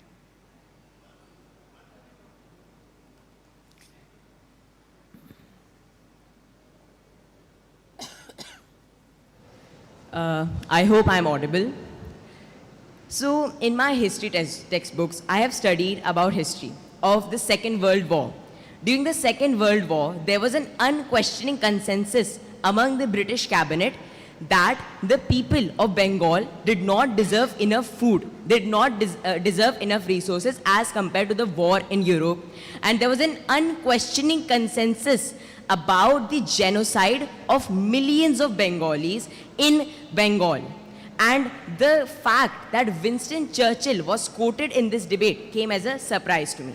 Now moving on to our arguments, that the side opposition has consistently characterized the democracy in this topic as a utopian democracy. Now in a utopian democracy, dissent does not exist because dissent turns into a lie and consensus is the perfect truth. So our topic will be addressing dissent as lie and consensus as truth. But our topic also addresses dissent as informed dissent. But a lie cannot be informed. It can be orchestrated, it can be blatant, or it can be a maneuvering lie. So the case of side opposition stands null and void.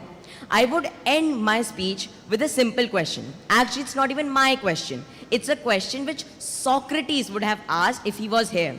The question being, if consensus is your strength, then what are you without it? And if I was in their place, I would answer, a democracy. Thank you.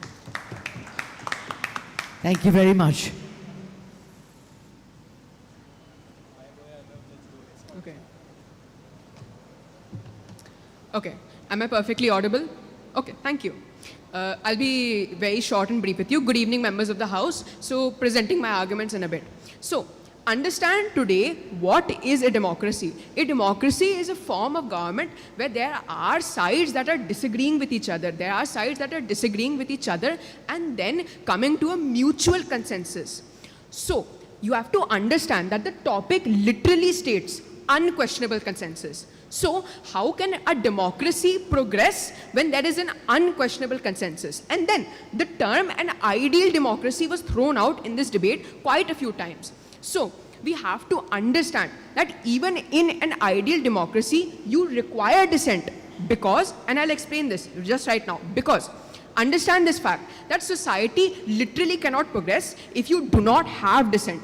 Because if there is an unquestionable consensus, it means that either side always agrees with every single policy that comes up.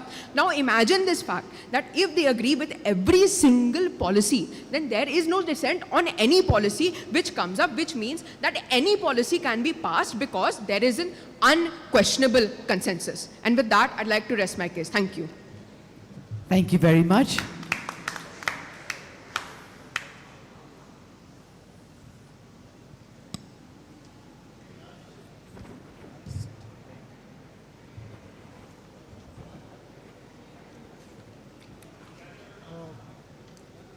I think we'll carry on with our proceedings now, because we're at the end and we have the bugles to be blown and the drums to be rolled as we give out the results for this evening, for which I'm sure all the boys are very, very excited, right, Kolkata?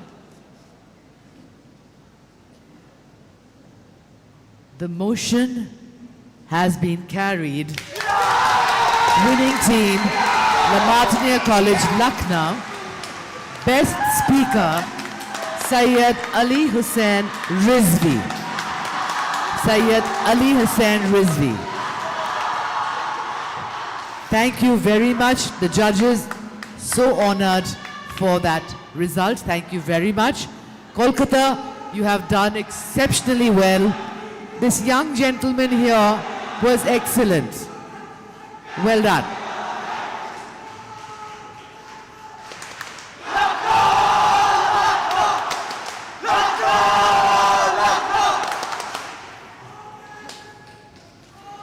Thank you very much. May we proceed?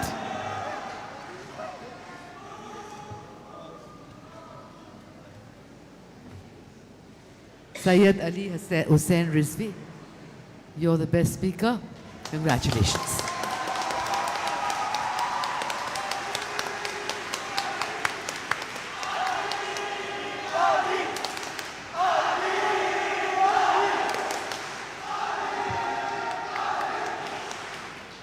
May I please request the principal, Mr. Everett, to please come up on the stage.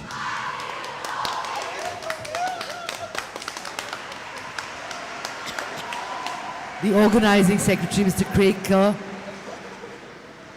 the principal for Martiniere College, Kolkata. Welcome, sir.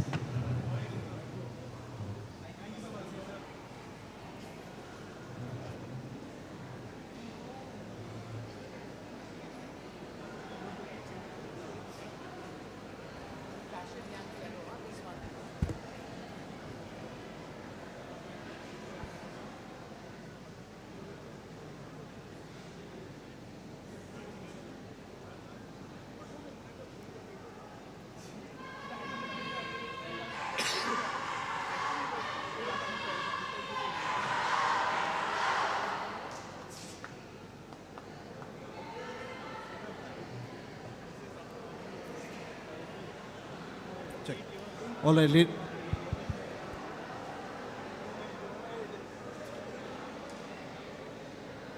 Mr. Craig Kerr, may we please have the awards and rewards on the stage?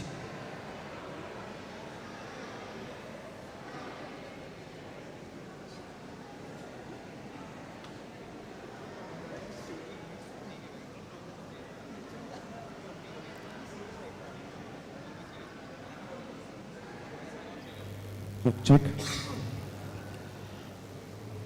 Before we hand over the awards to our two teams, we have three very important people who are sitting with us.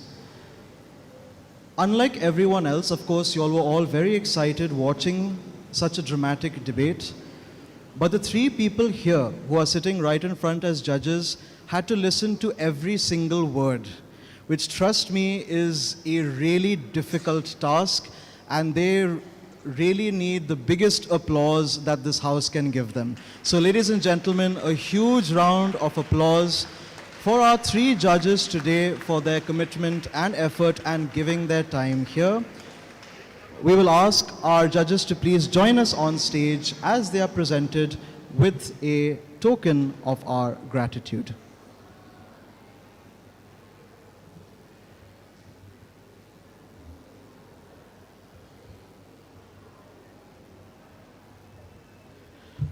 First and foremost, for Mrs. Samira Sahani,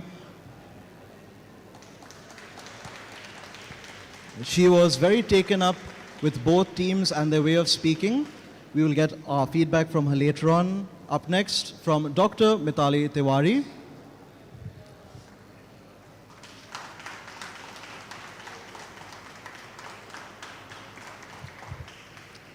And finally, for Mr. Singh, a principal who has given up his time today, such great effort to make sure that today was a wonderful program. We thank all three of our judges for the amazing work that they've done for us.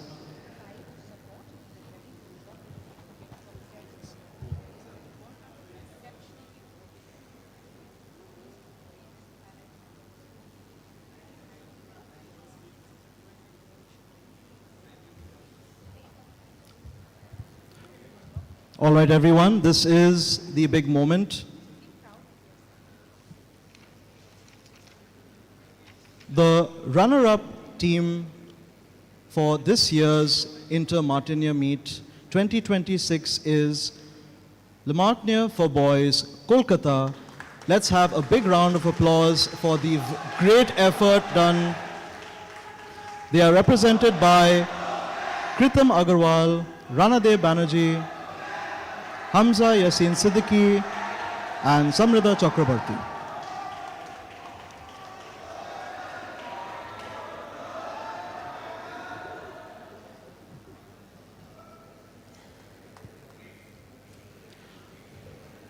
Along with their award, to sweeten the deal, we also present the Calcutta contingent a cake which I am sure they will share with each other.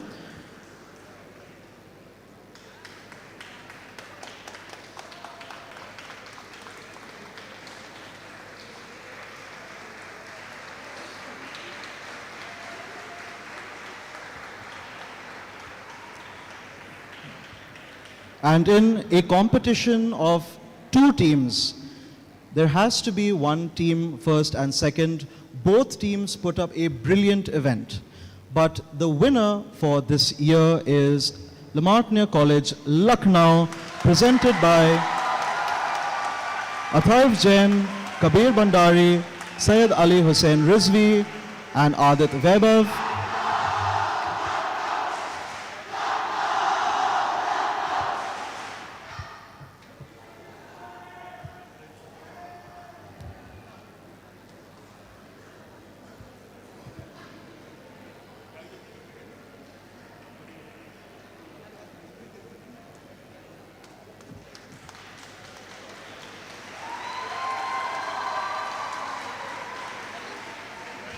We present the winning team also.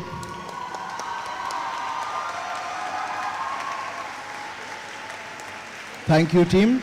We present the winning team also with a cake to sweeten the deal. I'm sure they will share it with the full Le Martiniere gang who is here today.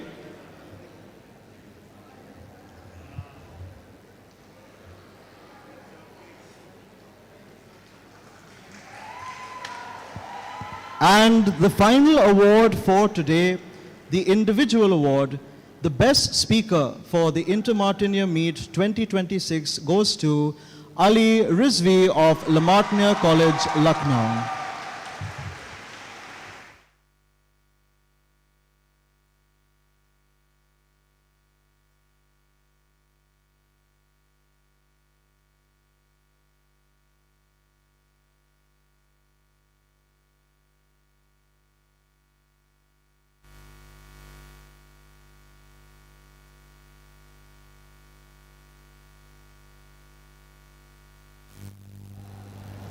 Thank you, teams. At this point, I will ask the judges to kindly take their seats.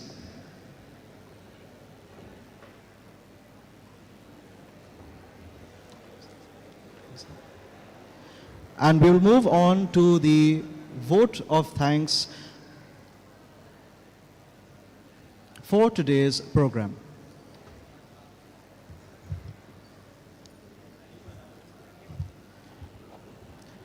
Before Ma'am Mala goes down the steps, we must also give her one big round of applause. Trust me, ma'am is someone who is of extreme importance. She is one of the most coveted chairpersons. It is very, very difficult to get a hold of her. That's a different story which I shall not share over here. But to be able to get her is something we are very proud of, and she did an amazing, amazing job. You'll all saw the proof of it today. So a big round of applause to ma'am. Thank you, sir. And ma'am, we will now call our principal, Mr. Everett, to give us the vote of thanks.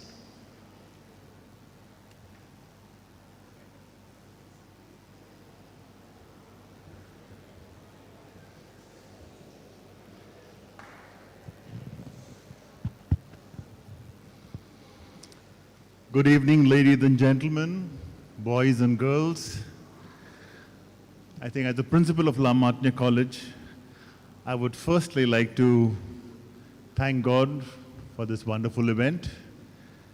At the same time, thank our founder, Major General Claude Martin, because of whom we are all here, and we are celebrating these events year after year. This is one such occasion where we have 4 principals under the same roof, and this is the Inter-Martinian meet. So my dear boys and girls of La Martiniere, once again, a huge round of applause for all our principals. Mr. Sidney Francis Menezes, Mrs. Arshita Das, Mrs. Rupkata Sagar. Let's hear it for them.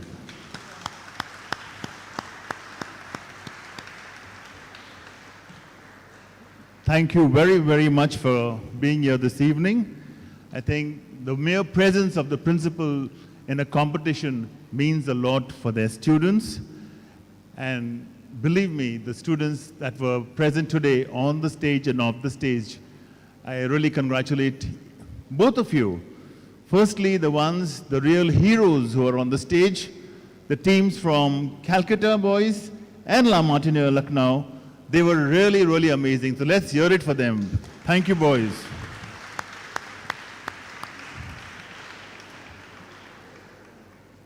The judges, you were not here for the 4th speaker. I think you missed something really nice. We saw some brilliant debating skills coming from the 4th speaker. This was my opinion, and I was sharing it with my friend, Mr. Menezes, that had there been a change in the 4th speaker, the results today would have been different. I hope you agree with me. The Calcutta boy, 4th speaker, can you stand in your place? Absolutely amazing. He was very good. Hamza, right? Hamza, he was excellent. So thank you for all the good speeches, for the good questioning, for the debating skills, for respecting your opponents. It's very, very important. And this was very evident today in the Spence Hall.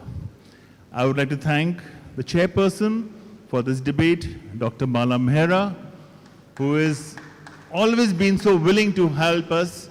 She is not only a Martinian, but a friend also of La Martiniere College. Thank you very much, ma'am. Let's hear it for ma'am.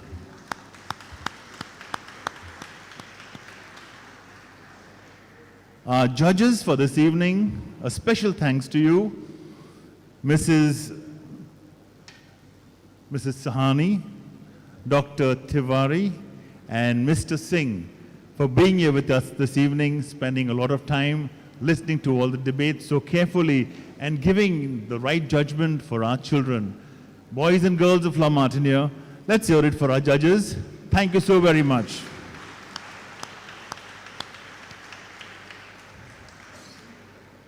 I'm sure to find skills like this, which we have just witnessed this evening, there's a lot of hard work that has been put in by the schools, by the teachers, by the secretaries.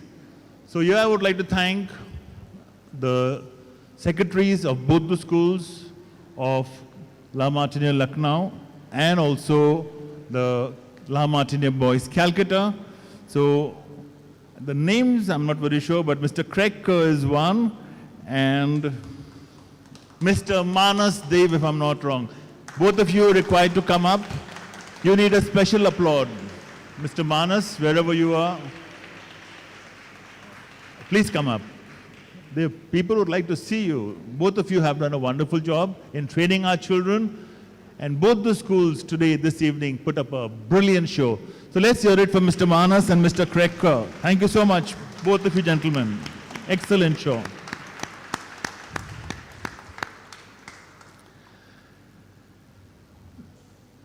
This event has been, a lot of planning has taken place. There are a number of people I would like to thank. Our bursar, Mr. Adrian Michael, for all the arrangements. Mr. Alan Morrison for overseeing the entire program.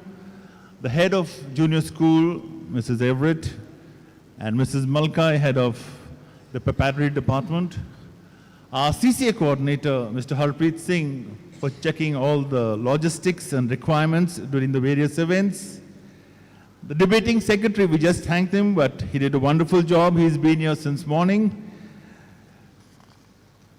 I would also like to thank for all the arrangements in the hall, Mr. Alfred Gomes for setting up the venue for the different arrangements, Mr. Neeraj Shrivastava and Mr. D.K. Shrivastava.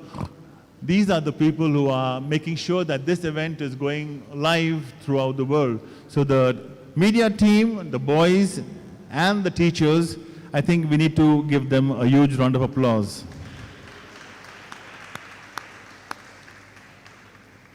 There are a number of people who are backstage and are working sincerely. Mr. Sherry Oman and the EDP department, all the people belonging to your team. I'm not naming them, there's a long list here. Mr. Darrell Bennett, if you're going to enjoy the dinner after this, I think the onus goes to the catering department of the school. Mr. Clint De Silva for all the arrangements in the mess as well as for the housekeeping. Mr. Ajay Kumar, who's taking care of the security and supervising also the sanitations. All the wardens, all the staff on duty at different points. Thank you so very much for making this event a success. Today is only the first day. We have a number of days to go. At this point of time, we saw this morning the girls from Calcutta and the girls of La Martiniere putting up an excellent show. I think that game which I saw this morning was full of energy, and I'm sure both the teams have really displayed an excellent show of skills. So since we are in the hall and celebrating debate, we'd also like to celebrate the victories of basketball. So let's give the girls of Calcutta a round of applause. Very well done. We have another 3 days to go. A lot of swimming going to take place tomorrow morning in the La Martiniere campus, and we are prepared for them. Okay. We are already ready for the results no matter what it is, but I'm sure we wish the Calcutta boys all the very best, and I hope they do well. Thereafter, we have the debates at the girls' school, and I'm sure both the schools are going to put up the best show. We also have swimming at the girls, which we are looking forward to because that's going to go neck to neck. Tomorrow will be one-sided because we are confident of ourselves.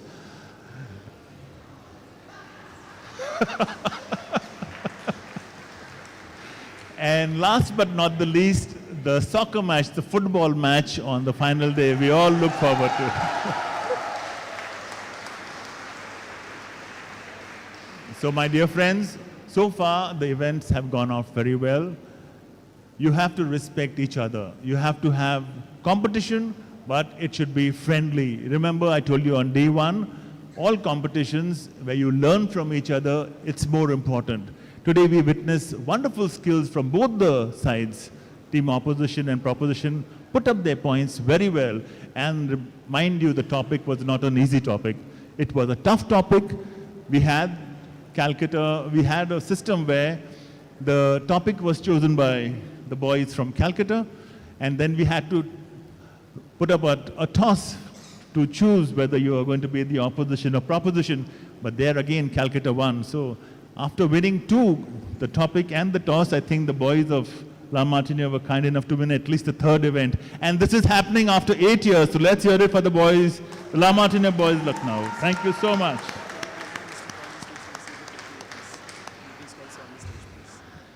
these boys keep putting up requests, and I'm not very happy with this, but nevertheless, the request is they want Mr. Kerr to come on stage and receive the trophy with them. I think that's not it's very good, and I'll allow it to happen. Mr. Craig Kerr on stage. The boys want to receive the trophy from you and have a picture with you. Okay, let's hear it for them, guys. Their day of celebration. Yeah.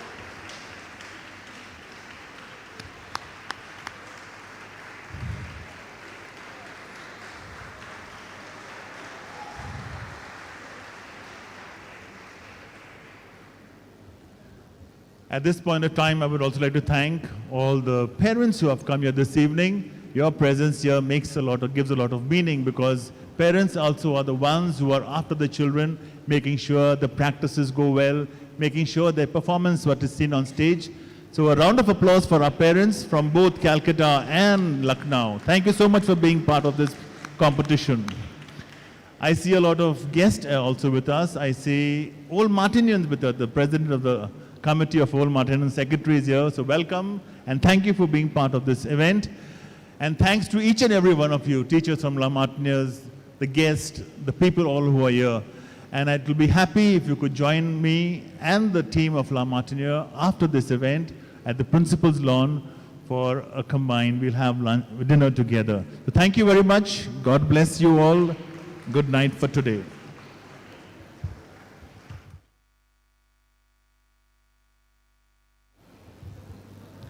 Thank you very much, sir. Before we leave, we do still follow, of course, our La Martiniere traditions. At this point, I will ask our college captain, Atharv Jain, who is also in the debating team, to please come up and give us the 3 cheers before we leave. Once we do move on to the principal's lawn, which is to our right-hand side, please note we will first let principals, dignitaries, and special guests leave before students begin to leave. So secretaries, will please ask you all to escort the students out once our special guests have left. And as is our tradition, we will say grace before meals. So please do wait until the college captain has said grace at the principal's lawn before we begin. All right? At this point, I'll give it to Atharv to say to give us the 3 cheers.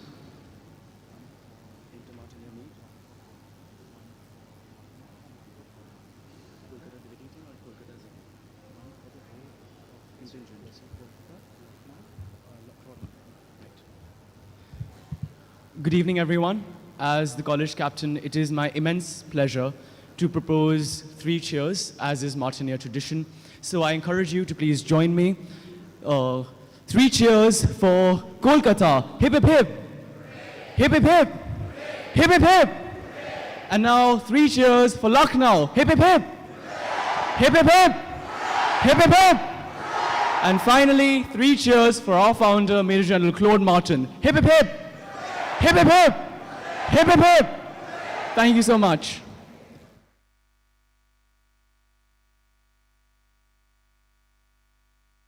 Thank you, everyone. We'll ask the contingents to please remain seated just for the time being while our principals, judges, and dignitaries, parents, and special guests kindly move towards the principal's lawn.